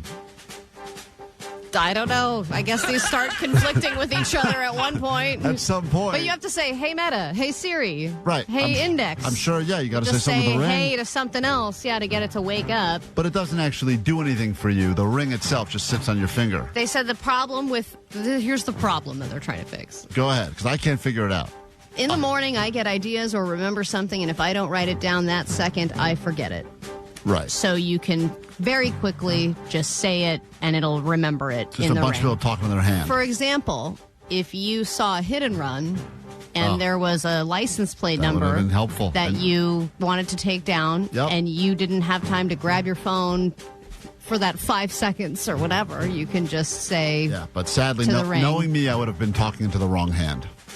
I would have done all of my reporting into the wrong hand, and the ring would have been on the other hand. Even though the battery lasts years, yours is dead. Mine somehow died, because I'm a 1%er, baby. That's how I live. 1% of battery at a time. All right, so Andy Dick is obviously a very well-known celebrity. He's also very well-known for being an addict. He's been on Celebrity Rehab, among other things. People claim they saw him wandering around Hollywood in recent months, and now there is this video that's been released by TMZ of Andy Dick apparently overdosing in Hollywood this week. I think this happened yesterday. So this video, and this is so sad, and I don't know how somebody like Andy Dick is even still alive. I mean, he has made a name for himself just by being a mess. Right. And he's now kind of proud of being a mess. More well known for being, completely just, like you said, hanging on for life. That's more so than what he was ever known for to begin with. There was a time he was doing, obviously, on a bunch of shows, TV shows. You could probably sell out venues doing stand-up. And then it was like the story of like, oh yeah, Andy Dick hit on me in a bathroom while doing crack or something. Those stories were circulating. Andy Dick hit on me. There you go. How did he hit on you, Omar? I was running the board for Kevin and Bean, and he had this fascination with me, and then he hit on me in front of Kevin from Kevin and Bean. And what has your modeling career? This is what he said. I have the audio. Are you still modeling? That's what he said. That was him talking to Omar. Yeah. So now this is what happened. Is he okay? Andy, are you okay, buddy? Is he okay? Hey. Andy. And he is slumped. You see him like sitting on the steps of a strip mall, and he's slumped over. And, there's some other guys that are around him and things like that. But then this guy, who is obviously a friend or friendly to Andy Dick, comes up and is trying to help him, and he is just slumped over. They put him on his back. Andy, buddy. Hey, Andy, wake up. What the dude? I want to call the ambulance. Call an ambulance right now. So an ambulance was called. Hopefully he's okay. But this is something that's not surprising, but it also is like you always just assume Andy Dick's just Andy Dickin somewhere around at any given time. He's just being Andy Dick. And it's crazy to think that, moments like this, and I don't know how often this happens, but this is one of the most recent highly publicized incidences where he OD'd. All right, when you think of a Christmas gift or a holiday gift, a lot of people now want to go above and beyond by getting the family a new puppy or a kitty. And you're going to go to a shelter and you're going to pick one out. And you're going to go, that's perfect. I'm going to put it in a box. My kid's going to open it up and it's going to be the best Christmas present ever. And animal shelters are giving a little PSA to you saying, hey, this should never be a surprise. Don't adopt, shop. You should never have a surprise animal. It should be a true gift that has been thought out just as much as, and buying a car, for example. It's a big investment. And send that one back to the pound. They prepare for this. They say, we know that around the holidays we're going to free up some space in our shelter, but is it going to be permanent space? Right. There's the big... Oh, Jesus. There's the big return that happens usually when people realize that, especially at the beginning, before you've trained your cat after it and/or urinates dog, all over your new shoes you got. Right. All the other presents have been destroyed by them. Then you start getting annoyed, and there's no love yet because you didn't form that bond. So now you're just going to have this annoying roommate that is just, crapping on everything and ruining stuff. And then they try to go ahead and drop it off again. It's a great. Here's a good El Cheapo hack. You want to get a really good animal. You wait till like 2 weeks after Christmas when the people have started to return them, and then you can load You up. think the best animals are the ones that are being returned? I think the ones that people don't have, I think it's not about the animals. I think it's about the people. I think the people don't have patience, and the people don't have the ability to do the proper training. And the reality is, just like with a newborn baby, there's a couple of sleepless nights at the beginning because those things are annoying, and they feel very out of sorts. The times I wished I could drop him off at a shelter at the beginning. You're talking about your human baby. Yes. Yes, I know you are. But they also said, don't get a pet thinking that you're going to teach your kid about responsibility. No, they won't. They're not going to learn the responsibility. They're not going to care. So don't depend on that and then be like, well, my kid wasn't taking responsibility, so we got to bring him back. One of the caveats that I had with this dumb dog that I have, it was that the kids and my wife are responsible for picking up the poop. That's the only caveat that I had. And who picks up the poop? You. Me. Yeah. God damn it. This conversation I heard in the backseat of my car this week because my daughter's friend really wants a dog for Christmas. And she said, this is what my daughter said to her friend. Your parents are going to tell you that you have to walk the dog or you can't get a dog, but don't worry, you won't have to. Because I never walk the dog. And I go, great. That's just crap they tell you, all right? Don't worry about it. Klein Alley Show. 106.7 KROQ FM in HD Pasadena, Los Angeles, Orange County. This is the world famous KROQ. All right, let's go. Get on the phone now. I see you're there already. Start counting. We'll get to caller 20 eventually. You have just as good of a chance of anyone else of winning your way onto the floor for KROQ's Almost Acoustic Christmas. Today is Wednesday, which means we have Thursday, Friday, then Saturday. That is show day, and we can't wait to meet you out there. If you want to get there early, we will do what we've done the previous years, and that is a little pre-show that will be happening just outside the Forum, and that is open to anyone who has a ticket. You can come and hang out with us. We usually give away some prizes and upgrade some people's experiences as well, and we'll do some other. I think we have some of the bands stopping by to hang out, so that'll be happening just before. I don't have all the information, Vanessa, but I think we're doing that pre-show. Hold on, here we go. I have it right here. The San Bernardino International Airport Stage. We will be there from 3:30 to 4:30 p.m. on Saturday. The terrace officially opens at 3 p.m., and we'll be streaming it live on YouTube as well. If you can't make it out or you're listening out of state, you can find us or be a part of the festivities on YouTube, and that's going to be a good time. It's all part of the Amazon pre-party alley that's happening there as well. On the Amazon Terrace. That's correct. On the San Bernardino International Airport Stage. You got it all. Nailed it. So, a lot of details there. But hopefully we see Klein got them all. Some of them I got. Let's go ahead and say hi to caller 20 right now, which puts us on Bella. Hello, is this Bella? Yes, good morning. Good morning to you, Bella. You are caller 20. Thank you so much. Yeah, thank you. Thank you, KROQ. What did you, out of curiosity, what did you have planned for Saturday before this phone call just took place? Nothing. Just stay home, waiting for Christmas to come, go Christmas shopping. Yeah, just slogging along, waiting around, and now you've got big plans at the Forum on Saturday. Thank you. Yeah, thank you. We'll see you. Christmas. You're very welcome. We'll see you on the floor. Thanks for listening to the show, and hopefully... Very quiet cheering. That's good stuff right there. That's respectful. Yeah. Respectful. I appreciate it. All right, well, we'll see you there, Bella. Thanks for listening to the show. Thank you so much. All right, bye. There she is. That's Bella. And now Papa Roach. Yay! No, actually, it's Offspring. You were so close, Allie. We almost had Papa Roach ready to go. But here is Offspring on KROQ as we get into a brand new hour of the show right now.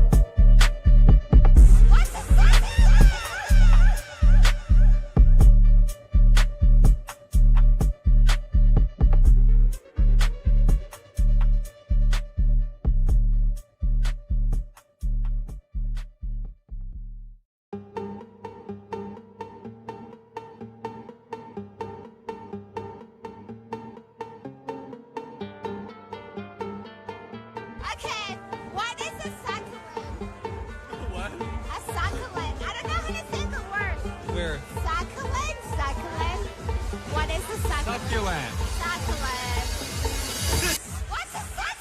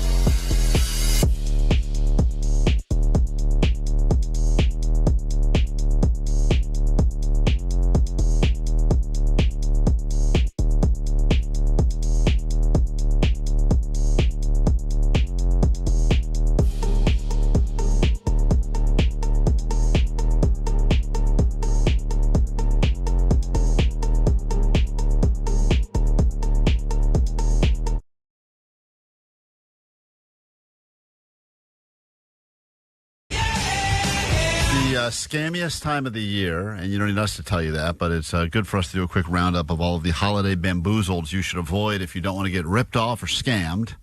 Bamboozled. A lot of people fall for the scam. And now they're just like, damn. Take your money, sucker, because you didn't know it was all a sham. And now you're just like, damn. I have been scammed a lot before, and as a result, I need to listen to this for my own protection. But reality is, every year, this is the time when people are feeling a little more jolly and maybe a little more generous, so you're more susceptible to be scammed, and you want to get stuff, especially if it's a hard-to-get Christmas gift. People, sometimes they get their blinders on because there's like, I got to get this thing, and they don't even think about the reality of the situation. I got actually involved in a scam the other day. I avoided it at the last minute, but I also did give them my Social Security number. What? That means you didn't avoid it at all. No, because I didn't follow through with the transaction, which seemed fishy at the end. But they wanted your... once they have the Soch, that's all they really need. No. I think if I freeze my credit, I'm good, right? No. I also gave them my passport number. What was this scam? Well, you need a new thing to get into the UK. It's like a Visa Lite. It's called an ETA. I didn't know this, but I got the email saying you have to get this in order to get into the country. So I went to a website that supposedly filled out the form for me and applied. Then when I went to check out, I was like, how much is this? There's no price. This is weird. And then off in the corner, it said, you'll be charged $109 per person. And I was like, that doesn't seem right. These things are supposed to be like $20. Right. And then I realized, but I was on the final screen. I had already filled out everything else. That's what happened to me when I needed to get my birth certificate. And I was like, yikes, because, you need it. And I was like, I got to get this done right away. I didn't know that I had needed this thing to get into the country. And at the last second, I didn't follow through with it. But I do think they have my personal information. Did they have an eagle on the side? No, they had like the British equivalent. See? It was like that little red star thing. Yeah, you fell for the same thing I fell for. It was like blue with the red. I was like, oh, that's British. Yeah, the Union Jack. You saw the Union Jack flag. Yes, and it looked great. Sure. You can put one flag in the corner of the site. I'm sold right away. Allie, too. Here we go. It looks so official. This is one of the scams happening. It's day 2 of our 12 scams of Christmas, and you'll want to take a close look at your Facebook friends for this one. Yeah, warning how you should think twice before swapping gifts online. Lauren J., good morning. The online Secret Santa scheme pops up each holiday season with almost always a scammer behind the jolly red suit. Now, you may remember the older version of this scam called Secret Sister. Facebook posts suggest... Secret Sister? Hot. I would get involved in that in a second. I want to watch that film. But apparently that is not the new one. There's a new one now. Facebook posts suggest you can give back or pay it forward to a complete stranger with a $10 gift. New versions include exchanging bottles of wine or bourbon. However, the goal is to steal your personal information like your email or home address, which could lead to identity fraud. You're supposed to That's such a great gift for scammers. Of course. That is number 1 on their Christmas list every year is your personal information. I thought you wanted bourbon. You don't care about bourbon? You just want my info? Your friends on Facebook or on other social media. And it tricks even more people into this scam. It's likely not to pay it forward. It is likely scammers. Stay tuned tomorrow for how holiday apps for children can hit your wallet hard. Oh, no. That one hit Vanessa yesterday pretty bad. I thought it was the real Santa I was talking to. There's this one, too. Now, this is people that have started to receive stuff that they got on Black Friday and Cyber Monday, only to realize they got scammed. This is hilarious. Plain piece of material with a hole in the middle. It's a tablecloth. It was meant to look like this. This woman thought she bought a shirt, and she ended up receiving in the mail a just giant, like, tablecloth with a hole cut in the middle. And then she shows what she thought she bought online, which she'll explain it. But it's another one of those look too good to be true. As for the 2 embroidered dresses she ordered, they've just done the printing on the polyester. Louise thought she was buying an off-the-shoulder top with billowing pants. Ta-da! What do you think? It doesn't even come off one shoulder. She demanded a refund and was told she could pay around $70 to return the items. This is the big scam there. They go like, pay for the shipping back. Yeah, they go free refunds, no problem. And then they immediately hit you up with this is what's going to cost to get it back. And you go, might as well just keep it at this point. Because if you see free cancellation, refunds, yes, you just go through and you don't even think about it. You don't go through as many filters in your mind. You're like, if I regret this, I'll figure it out later. Right. Or receive a 15% discount. I was scammed. She was dealing with a ghost store, an offshore retailer posing as a small local business selling low-quality goods instead of the premium items they'd advertised. I'll show you an online shop which has banners saying it's having a clearance sale today only. So there's a bit these of are like the red urgency there to flags? buy. Yeah. Now, if we go to the About section of the website, you'll find a story to tug at your heartstrings about a mother and daughter shutting down their business after many years. Oh man. And then you're like, I'm supporting a local business, even, or a brick and mortar family owned business, right? That unfortunately had to close their physical location, but I can support their online store. Churned out at a sweatshop in China. It claims the store is in the heart of Port Douglas in far north Queensland. Yet there's no physical address nor phone number listed. However, if you go into the refund and shipping policy and scroll all the way down, you'll find a reference to a central warehouse in Asia. There you have it. Oh, man. That's the local mom and pop shop. So a couple things to look out for so you don't get scammed in the scammiest time of the year. Quick break. Back in a moment. We got a couple whose relationship hangs in the balance. You will determine if they stay together, break up forever. You get to be a jury. That's right. Jury duty is on tap for you next with Petty Claims Court.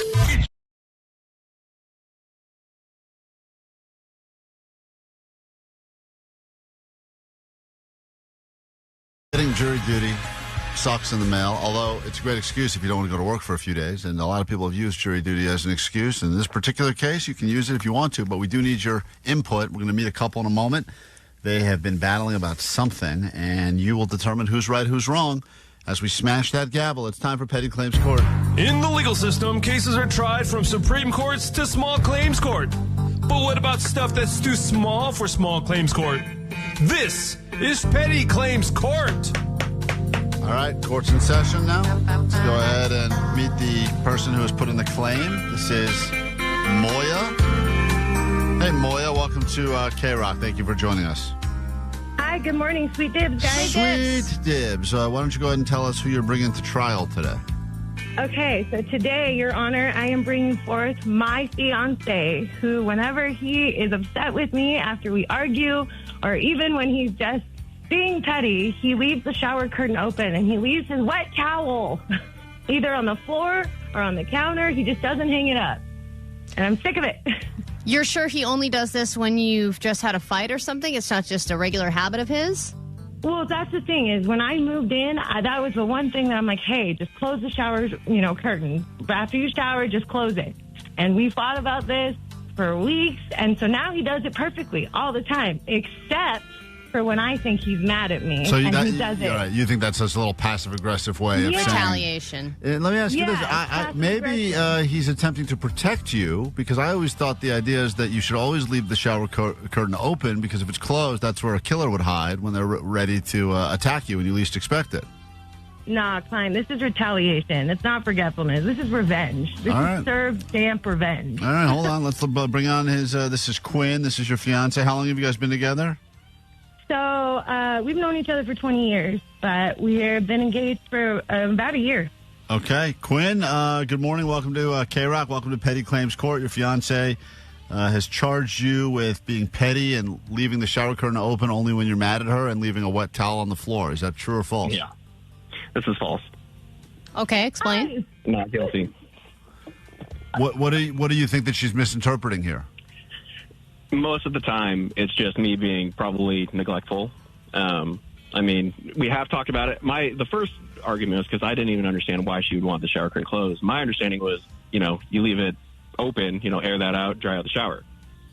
Oh, okay. So if you close it, you're trapping in all that moisture, and you'll have more of a mold situation. You don't want that musty smell in the bathroom. So you grew up with the idea that the shower curtain always stays open. Yes. I mean, and just like you said, to back my point, you don't want any killers. Right. And were you also raised in a house where you leave the wet towels on the floor or the counter? See, now that is a different story. That's most of the time if the laundry's full. I mean, why would I take a wet towel anywhere else? I'm not going to use the towel again, so why hang it up? So the floor is the perfect area for it. Well, I don't know.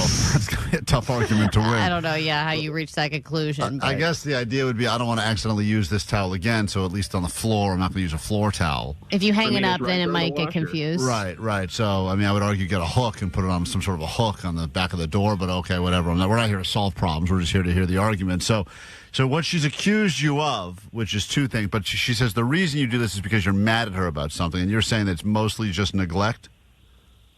Mostly, I would say 95% neglect. There's been a couple times I'll probably admit that I've done that out of pettiness. And is this the only petty thing that you guys fight about in the house? I mean, you guys have been together a long time, or at least known each other a long time. This is the only... I would say that's the most thing. I mean, if I have the dog, yeah. I mean, every most day of the time we're like, who's feeding him? You fight over who feeds the dog? Is that something you want to do? I don't want to get up from the couch. I'm cozy. I'm watching my show. I'm already, plugged into Netflix. I don't want to get up and feed the dog. He has to do it. This dog just sitting there salivating by the bowl. Who is going to feed me? Please, someone get up. I would say those are the only two things that really just... That divides our household. It's funny because they seem so petty and so small, and that's why Petty Claims Court was born. But the reality is, these little things, you guys are still engaged now. You're not even married yet. So imagine that, Allie. 5 years from now, they're still having this thing? That marriage is done so. Yeah, I know. I mean, has a date even been set after a year of being engaged? Yes, yep. We get married in October as long as he closes the curtain and dries the towel and saves the relationship. Do you have any hooks in the bathroom and or a towel rack? No, so we have like a sliding door in our bathroom. Yeah, in his defense, we did have a bar, but that thing broke, so we haven't replaced it. So I guess he doesn't really have a place. So without this is guy logic here. We had a bar, the bar is gone, so now I'll just put it on the floor. Right. You don't need a hook. You just throw it over the rod of the shower curtain. Boom. Hung up. Then my bathroom smells all musty and dirty. Yeah, 562 said you actually are supposed to close the shower curtain so the mold won't grow, which I didn't realize. 909 said, am I hearing this right, Quinn, that you only use a towel once before washing it? Oh, yeah. Once and then into the wash. Yeah. You sound annoyed by that too, Moya. I mean, he runs more laundry than any woman I know. Okay, so now there's a lot of issues now that are bubbling up. Seems like at first the shower curtain was the only thing. Then the dog and the shower curtain were the only things. Now we've opened up Pandora's box. Right, now he goes through more laundry. I don't mind it because he washes my laundry too. I don't mind it. It's just we always have laundry going. We keep this court case going. We're going to find out he's been sleeping with her sister for 3 years. It's escalating very quickly. We're good. All right. Well, listen, we're about to turn this over to closing arguments. I just want to point out, if anyone's just joining us, Moya's accused her fiancé of leaving the shower curtain open, not closed, and leaving a wet towel on the floor out of pettiness and spite. He claims he does do that, but it's not out of spite. And I don't really know what else there is to the case. Well, except people have different shower etiquette, Klein. I don't know if you experience this in your house, but for me, Katie will take the towels and decide that they are dirty, put them in the dirty clothes, but not replace them. And I don't know this. Right. And I've gotten into the shower. There's no towel. I get out. There's no towel whatsoever. And we also have a squeegee issue where she doesn't squeegee. I squeegee. I tell her to squeegee. She doesn't squeegee. So shower differences are a thing. Yeah, and listen, I don't know how this is going to turn into. I don't know who's going to win this one. The audience will determine it. We'll open up the text line in a moment for the first 100 votes. But closing arguments, Quinn, we let you go first as you've been put on trial here. What would you like to say to try to win as much favor from the audience as you can over the next 10 seconds? Go. I got you. Basically, as a man, as most men know, we pick up many things, contacts, boxes, whatever, and we throw it away because the argument's not worth it. I figure I have a dirty towel. I might as well throw it on the floor in front of the washer rather than hanging up a dirty towel. That's just going to stink. Oh, so you do leave the towel is not left on the floor of the bathroom. You move it in front of the washing machine and throw it on the floor? Yes, directly in front. front. That's an interesting thing to think about as well. All right. It's like mocking the washer. Take this. You're next. Yeah. It's like foreplay. Yeah. All right, Moya, 10 seconds closing arguments whenever you're ready. Well, Your Honor, I don't ask for perfection. I just ask for basic towel decency and proper shower decorum. All right. This case is cut and dry. Unfortunately, the towel is not. This is weaponized dampness. Oh, weaponized dampness. Oh, that was impactful. I got the chills, Moya. Allie has weaponized dampness on the 101 Oh, yeah. these days. All right, hold on one up. second. We're going to turn this into the jury now. 800-520-1067. You voting for Moya? You voting for Quinn? We'll find out the winner next.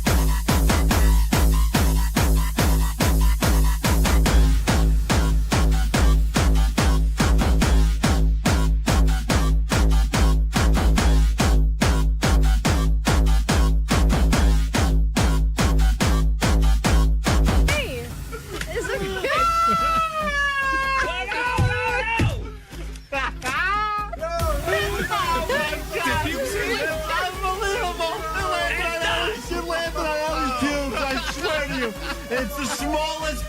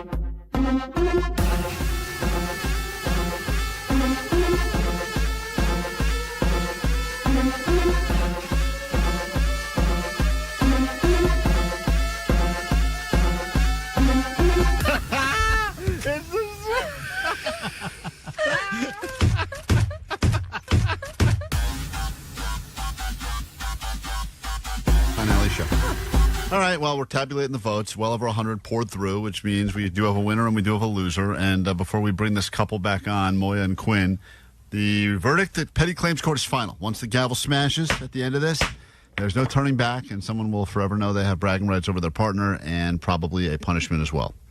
So what are some of the thoughts before we read the official tally? 818, I am Team Moya because, come on, you're a grown-ass man. Pick up your damn towel. Who throws things on the floor like a man-child? 626 said, I can't make a decision, so I guess they should just break up. 951 said, the bro needs to hang up his towel. He's annoying as F. But then 562 said he wins because she sounds annoying. And I don't think we should get in the weeds with annoying voices, Klein. I mean, I think if we go with annoying voices, there's never going to... Yeah, exactly. So the reality is this. Quinn has been accused by his fiancé of being petty, not remembering to shut the shower curtain. That is part one of it. But part two of it is he takes his wet towel and throws it on the floor next to the washing machine. Doesn't put it in because he claims there's clean stuff in there, so he just throws it on the floor. There's no hook. They had a bar at one point. The bar fell off the wall, and the next solution was throw it on the floor. 714 said it seems like they need to throw in the towel in the relationship. Oh, that's very clever. But I tabulated all the votes on the text line and on the live stream on YouTube, and with 59% of the vote, Oh, closer than I would have thought. Moya, you have won this edition of Petty Claims Court because of your impactful argument at the end about weaponized dampness. Congratulations. Thank you. Thank you. I rest my case and my towel not on the floor. Quinn, your punishment for this will be one of two things. Either you will be given Cold water showers only. You will be given a roll of paper towels that you can use for drying yourself, which can go right. I'll just leave those on the floor as well. So he's not going to learn his lesson. What about a tiny towel? Or we can get you a very limited edition. I think we have a few of the Vanessa-only tiny towels left that we could get you, but it will only clean a tiny, tiny part of your body, or it's mostly used for jizz cleanup. Both works, and it takes up less space on my floor. So great. Get him a tiny towel. That seems to be kind of wild, to be honest, how many of these petty claims courts have been solved just by the tiny towel. It's crazy that it solves almost every problem. I think, Vanessa, the more I think about it, your introduction into the Hall of Fame for the tiny towel, even though we've turned it into something that you hate, is really remarkable. You were right. It was ahead of the times. I think it is of all of the items that made it into the Achievement Award, that one is the greatest one we put in Hall the of show. Fame nominee, Vanessa. Good job. Well done. You've done it again. All right, Quinn, Moya, good luck with everything. You may want to put that marriage on hold a little bit until you solve these other problems. No, we got a tiny towel now. We're good. All right. Yeah, there everyone's you go. happy. Thank you. Yeah. Pleasure to meet you both. Thank you for listening to the show. If you have an issue that seems small and seems petty, but perhaps you still need us to figure out who's right and who's wrong, you can always interact with the show. Slide in the DMs at Klein Alley Show, and we'll go ahead and solve those problems. We have more tickets for you to go to KROQ's Almost Acoustic Christmas in less than 20 minutes. Start paying attention. Everything that happens moving forward could be an answer to a question that could score you VIP access to KROQ's Almost Acoustic Christmas. That's right. Every dumb thing, every mistake, every moment, even, Allie, if it's a moment like this. And now it's time for a moment with Kevin. See the sweat drip off your favorite lead singer. Xavier, Amy, what the hell's her name? Hold on. Let me start that again. That was a moment with Kevin. Easy name to say, but not for me. Anyway, you'll see her on Saturday at the Forum on her birthday. Who is it? Amy Lee of Evanescence. One of the shortest names. I got it now. I was trying to read it. That was my problem. I know it in my head, but as soon as I try to read it, all the letters all mixed together. It gets real jumbly. I am learning disabled. Let's get to your news.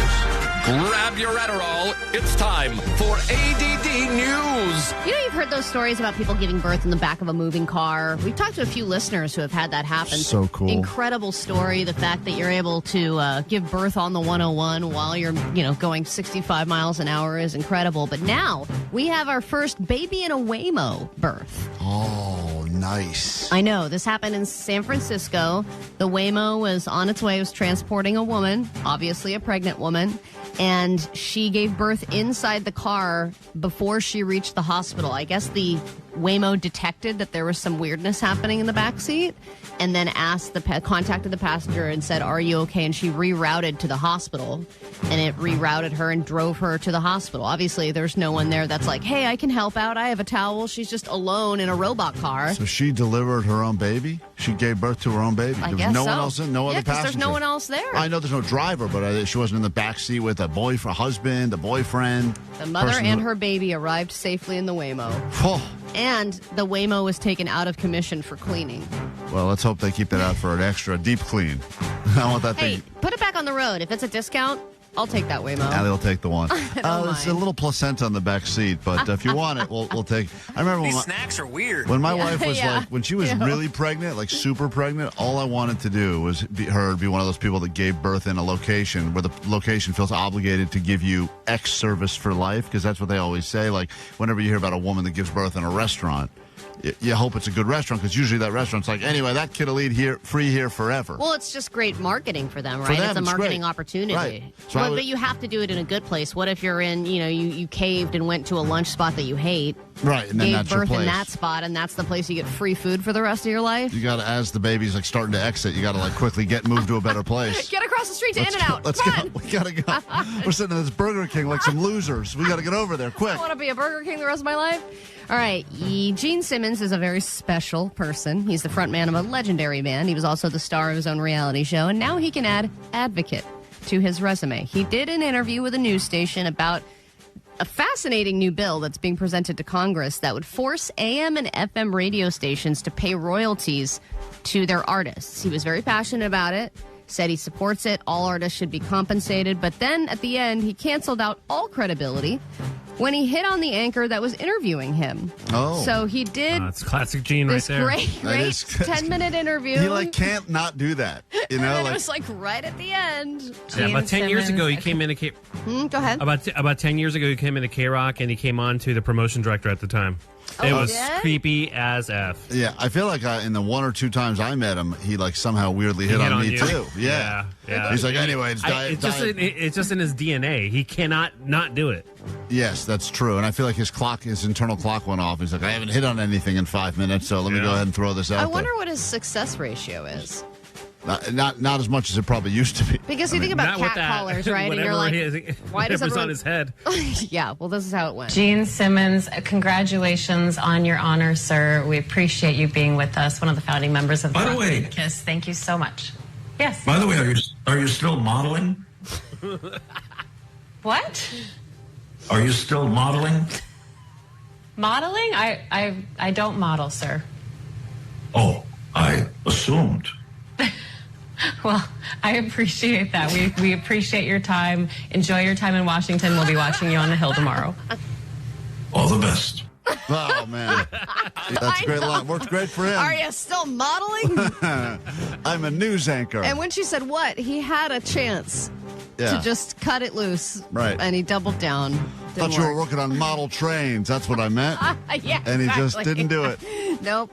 Didn't take the bait. All right, Instacart has been accused of using a very shady algorithm. This is crazy. That charges people different prices on the same grocery store items in the same grocery stores without telling them. This is a new study. It's been very explosive, and there are many big store brands on here. Target, every major grocery store where...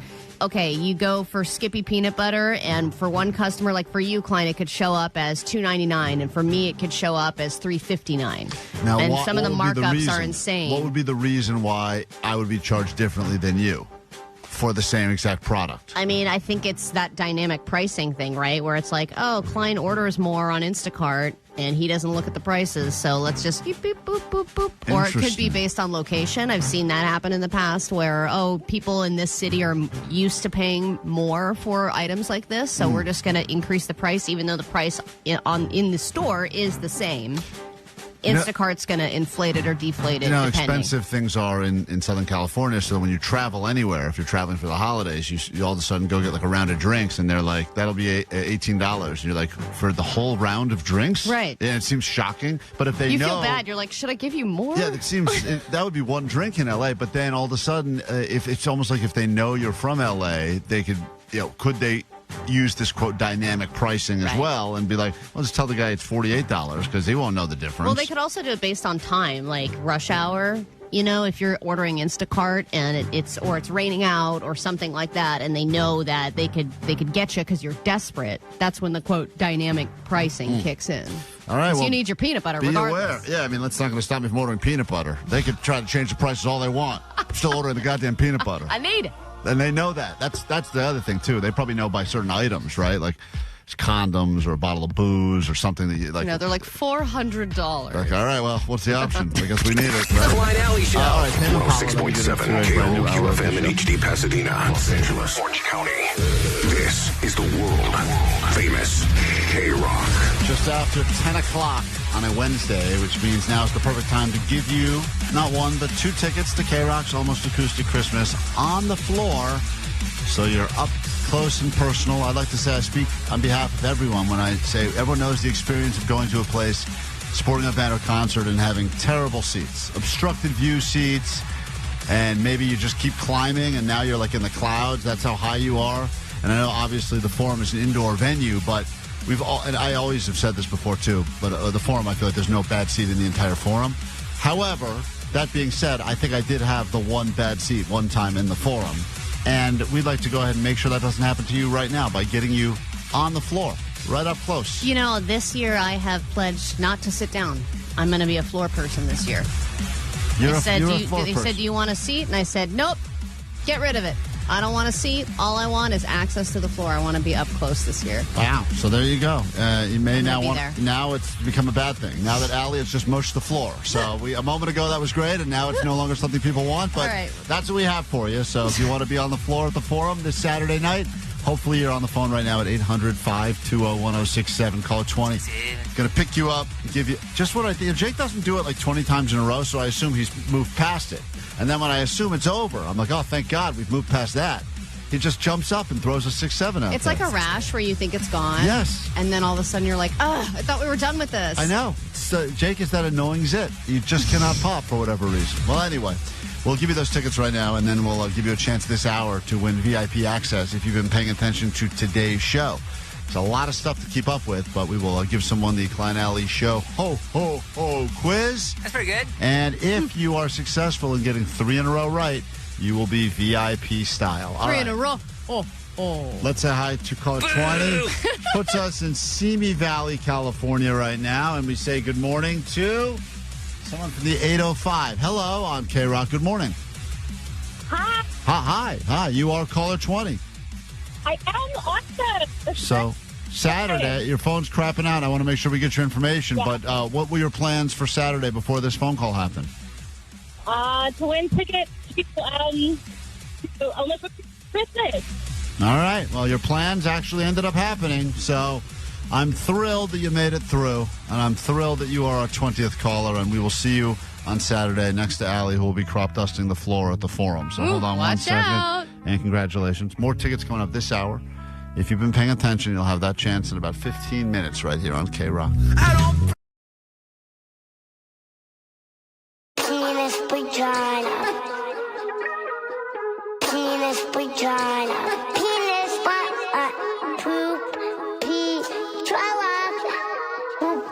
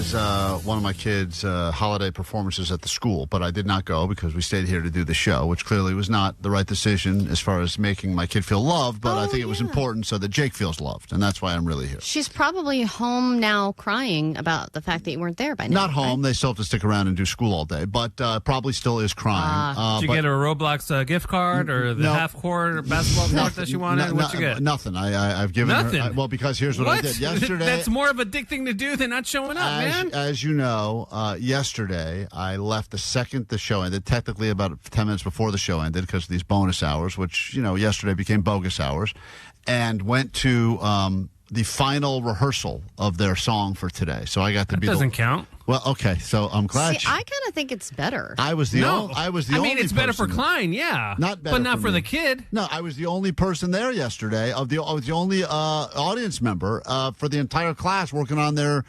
Jingle Bell Rock or whatever the hell it was. Okay, is that what they did? Jingle Bell Rock. They did some holiday a medley of holiday songs. I couldn't keep Now, up. was it them in a gymnasium and you in just one fold-out chair? What was the setup? So that was supposed to be the plan, but then as I raced to get there because they said that we only get the gym till 11 a.m. and then another class is going to come in and practice their holiday song. And then you're just a real pervert watching that. Then I realized I'm not watching my own kid. I'm just one adult watching other kids. There's nothing weirder than that.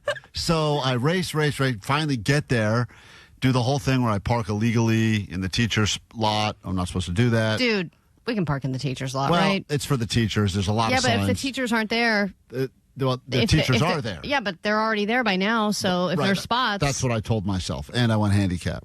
What was the conversation you had with the teacher or whoever you needed to talk to? I said to the teacher, look, I hate to be this guy, but here we go. But my name is Mr. Kevin. No, I didn't say that. I said it's really challenging to get to these performances because they just they hit right in the morning. I know they do these where they do them to try to accommodate parents that have, quote, 9 to 5 normal jobs. Oh, we'll make a little holiday show at 8 o'clock in the morning. Parents can go there and then go to their job.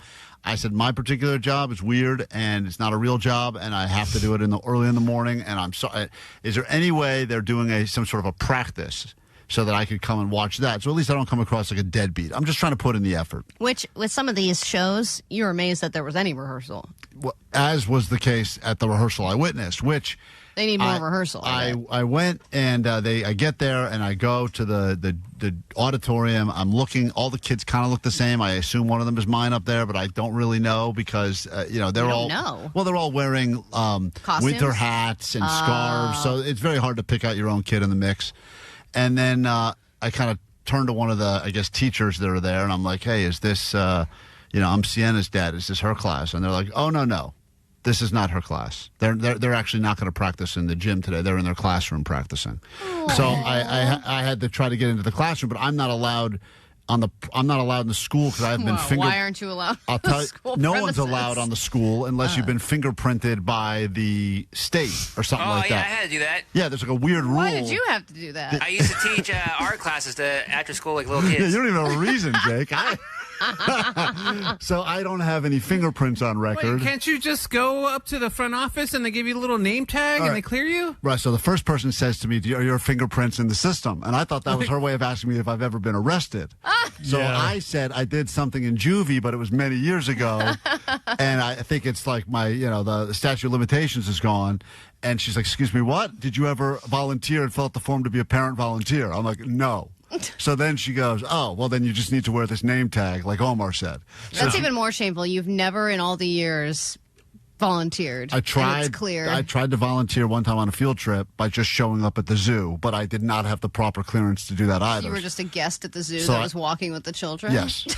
Yes, I was. For the kettle corn. I'll do anything for the kettle corn at the zoo. LA Zoo kettle corn, top. Okay. So anyway, I get to the class. I knock on the door. The teacher lets me in. Oh, you made it. Great. They're going to practice here.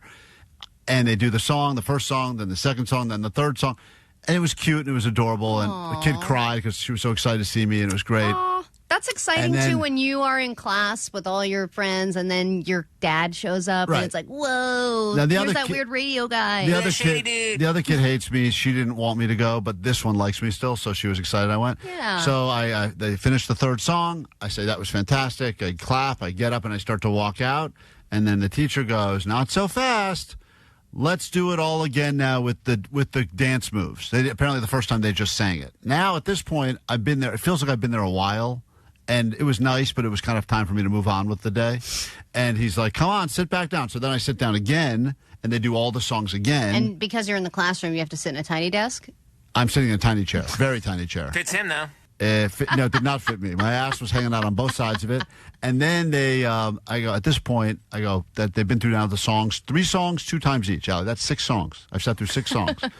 And then he goes, do you have any notes for the kids? Notes? And I said, I thought everyone did great. Oh, I'm sure you have plenty of notes. Well, they were a little pitchy, but yeah, whatever. Dude, I'm sure it was a train wreck. But I realized wreck. how much worse this was because when you're in an audience of people, you can check out your phone, you can zone out, you close your eyes, take a little nap. When you're the only one there, you have to be full-on watching. Dude, I do not like that situation where you're in a small group. I never liked performing for small groups, and I never liked being in a small group because it's just too intimate. You're staring at people in the face while you're performing, and I would imagine for her it's awkward as well, but maybe it's better for you because you only have to watch her and then leave. No, but if you're at the performance, you have to watch all the other kids, right? And that's nothing. And everyone knows that. If you're a parent of a kid and you have to watch other kids play soccer or other kids do whatever, it is the worst. No one cares. And no one cares. And you don't care, and you're supposed to pretend you care because you're like, yeah, we're all in this together, but you all just want to get out of there.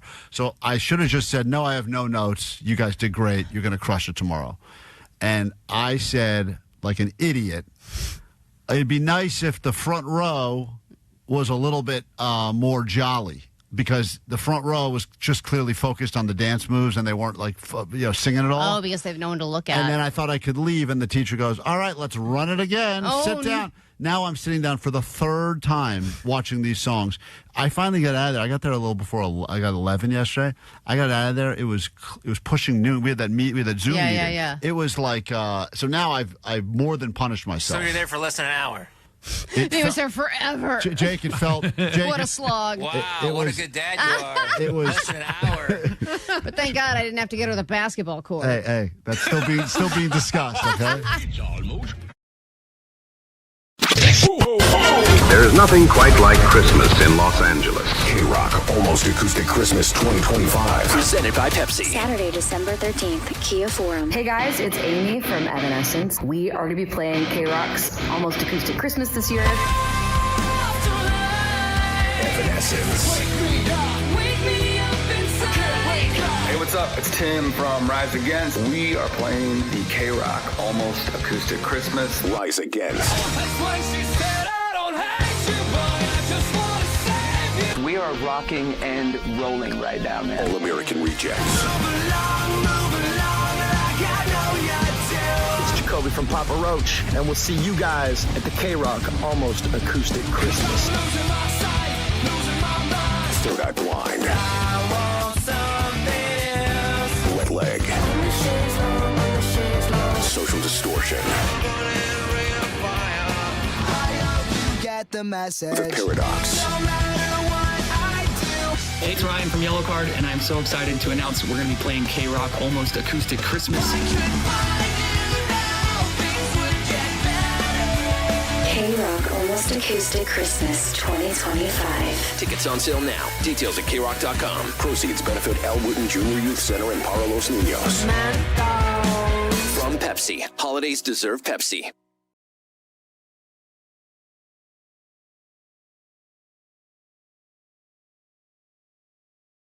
Questions here in my hands. All things that happened on today's show. If you've been paying attention, you should know the answers. If you just started listening, you probably will not, but you could always take guesses, although you will not do well. 3 in a row is what you need if you'd like to take advantage and be a part of the Klein Alley Sho Ho Ho Quiz.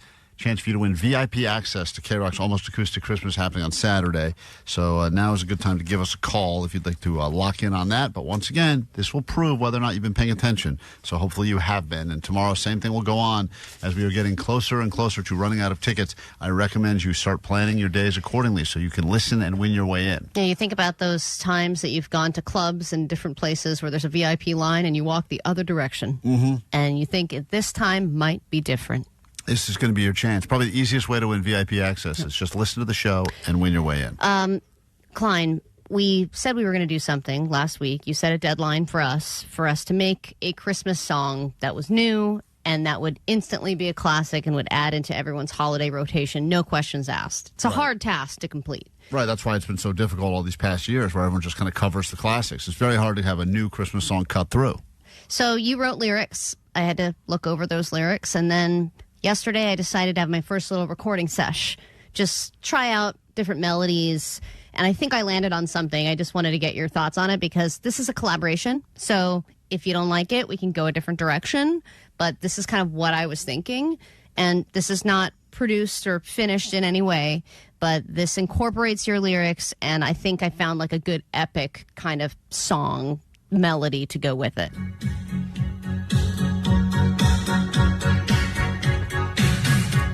The bells start a-jingling. Oh, no. And the Chris starts a-kringling. Oh, no. It's that time of year. Why? I'm out. Would you go country or something? How long have you been working on this to get to this point? I worked on this for at least 20 minutes. It sounds. Okay. It shows. Okay. I actually think it sounds less than that. Guys, I'm onto something. For me was bad.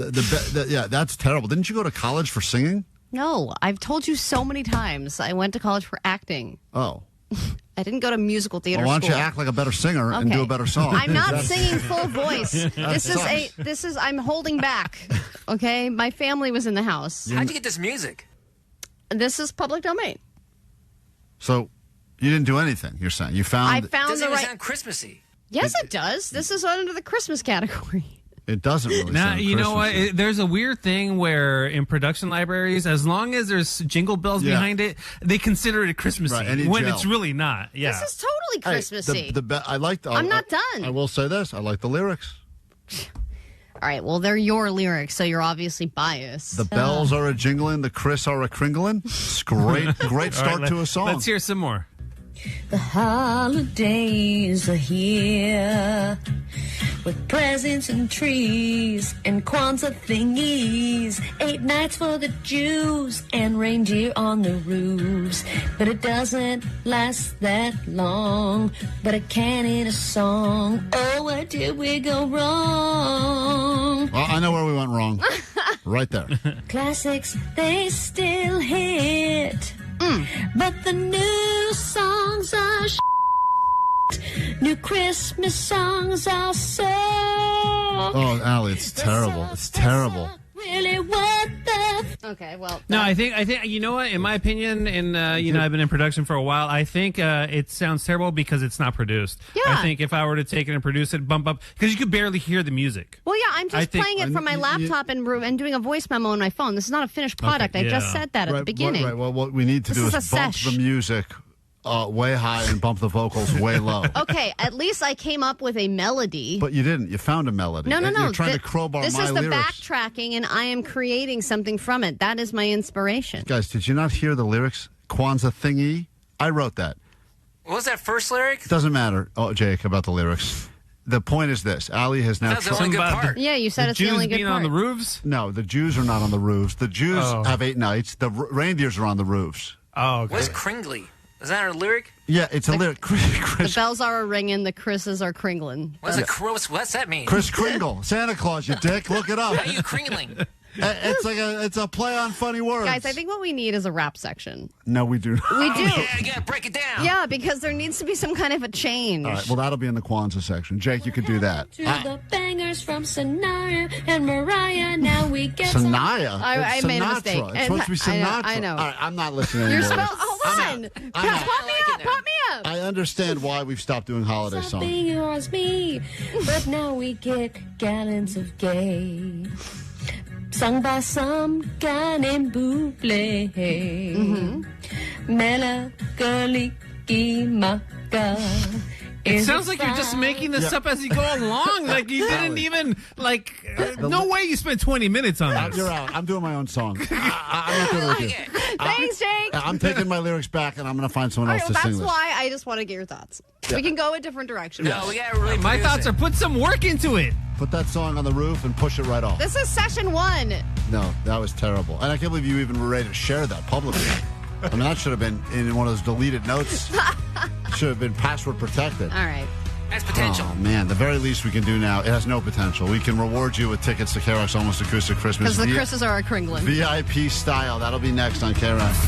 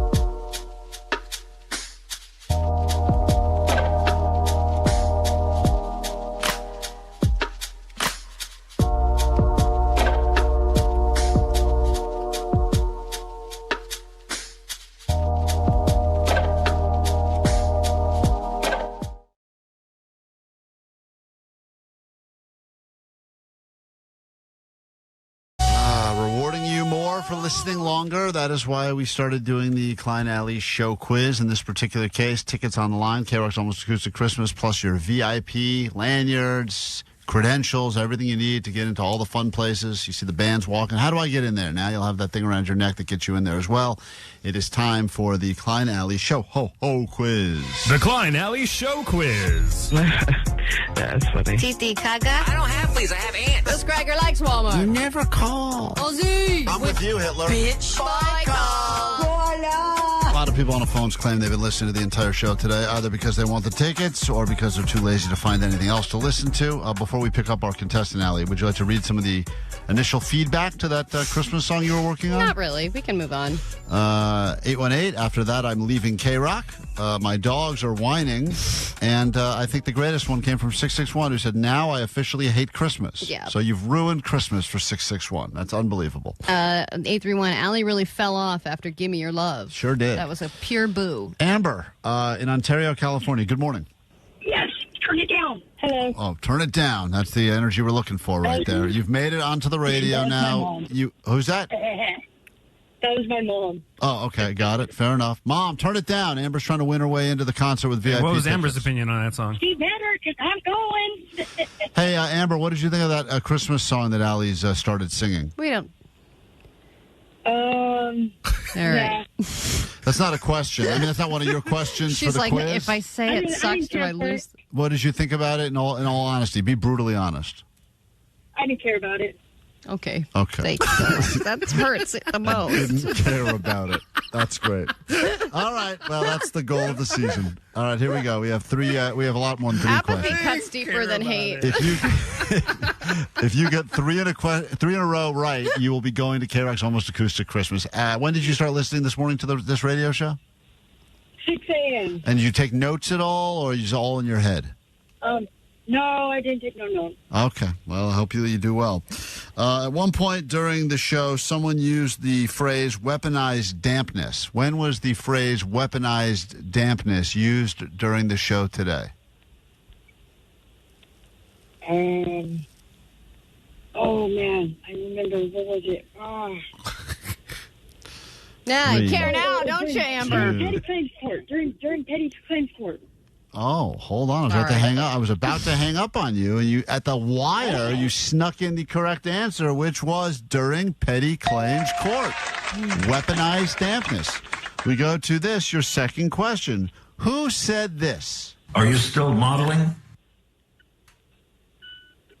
Gene Simmons. Wow, Good Gene job. Simmons. That is the correct answer. Gene Simmons, while hitting on a news reporter during a live interview, decided to ask her if she's still doing the modeling, which means you've gotten two questions right. If you get one more question right, you will be going to KROQ's Almost Acoustic Christmas with VIP. Here we go. Question number 3. A caller joined us earlier today and said that we had to settle an argument over who was funnier between which two SNL cast members. Adam Sandler and Will Ferrell. You are going to KROQ's Almost Acoustic Christmas. VIP, you have won your way in. Hello to all that are watching along on YouTube. This is one of the many bands you will be seeing there. Yellow Card, better days ahead, and more tickets ahead in about 20 minutes. Win them with Sluggo. We will come back with takeaways next on KROQ. Hey, yo, net bangers. You got about 5 seconds to turn that volume all the way up. This one, yeah, it's for the fans. Hey, shout out to Ghost here for doing the most. Let's toast this West Coast radio morning show. I don't know if I chose this life or if it chose me. Either way, we going live with Klein and Allie. Yeah, we all down and kick it. If you're feeling lost with your life, well, you found your ticket. We in the chat feeling the vibe, ain't no sound of cricket. Don't even think of blinking twice, cause you're bound to miss it. This is the chance, say it with pride. We are the net bangers, net bangers, net bangers. Ha, ha.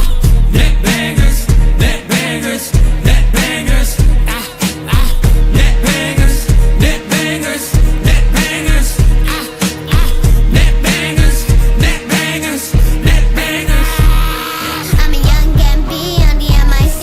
Sorry, onion queen, I'm the only 10 I see. Just started to grade, I'm smarter than Johnny. And there's no need to hate Klein, I love my daddy. Shout out to best friend, me and Vanessa in the school, you're volleyballing in. We're 47 inches tall, that's why they call us twins. Don't trip, I don't know what is a succulent. What is a succulent? Don't make me spaz out with rock pants on. I bet you eat the pizza with bacon on top. What up, Doc? That's Greek Karina with Erica Glide. Sky high and fly touche. Go visit Lewis if forever out in the bay. And this just in, the sheriff's 2 points over the top. From calling the cops and the comments we drop. Get that monkey off of my back, make the pantyhose stop. Or else we're gonna bust the BB on the freaks and we'll get you all blocked. Net bangers, net bangers, net bangers. Ha, ha.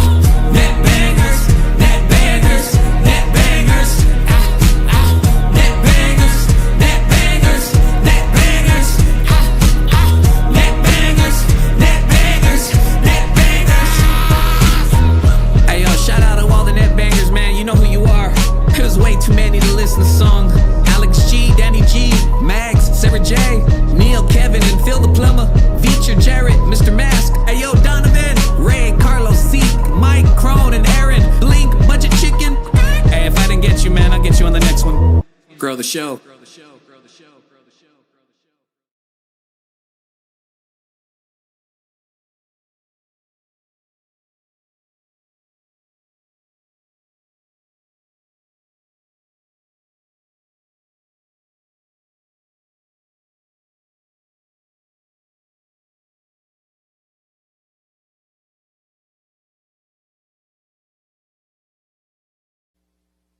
KROQ Klein Alley Show. Let's do some takeaways and officially get the hell out of here. Turn things over to Sluggo. You'll have more of those tickets in less than 20 minutes and every hour all day long.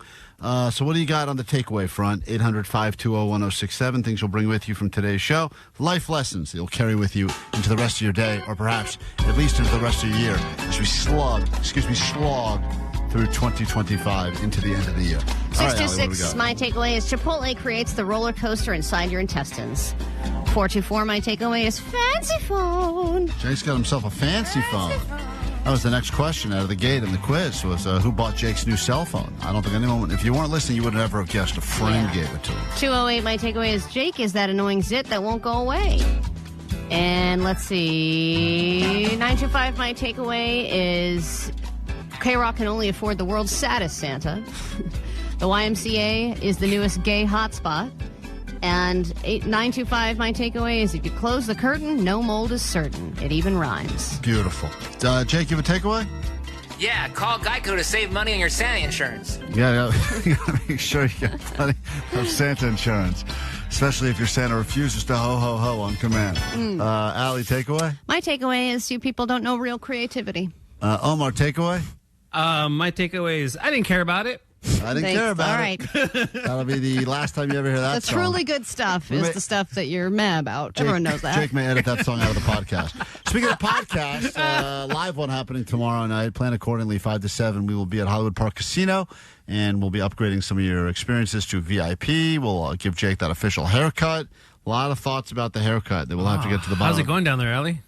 Oh, it's nice. We don't have to talk about that part. Close the curtain, mold is certain. That's right. That's what Ali says about himself. This guy, I'll let this be the final call of the day. It's a goal line call about tomorrow's big bet. Hey, guys. Just want to say something. Jake the Nerd is right. Shaving his head is a separate haircut other than gluing Ali's pubes onto his head. So you shouldn't shave his head. But what you should do instead is glue it right underneath his nose, make a big old mustache so he has to smell it. A mustache? And occasionally taste it. Give me a hug. All right, well, that's an idea. That's an interesting idea. mustache, We can talk about that. Mustache is way worse than tomorrow, anything else. we'll settle it, and then you can watch it happen live tomorrow night. All right, details on our Instagram at Klein Alley Show. Have a great day. Do it tomorrow. Try to do it better. Goat line's open for you now, 844-956-GOAT on the Instagram, Klein Alley Show. Bye. World famous KROQ. Klein Alley Show. Klein Alley Show. KROQ.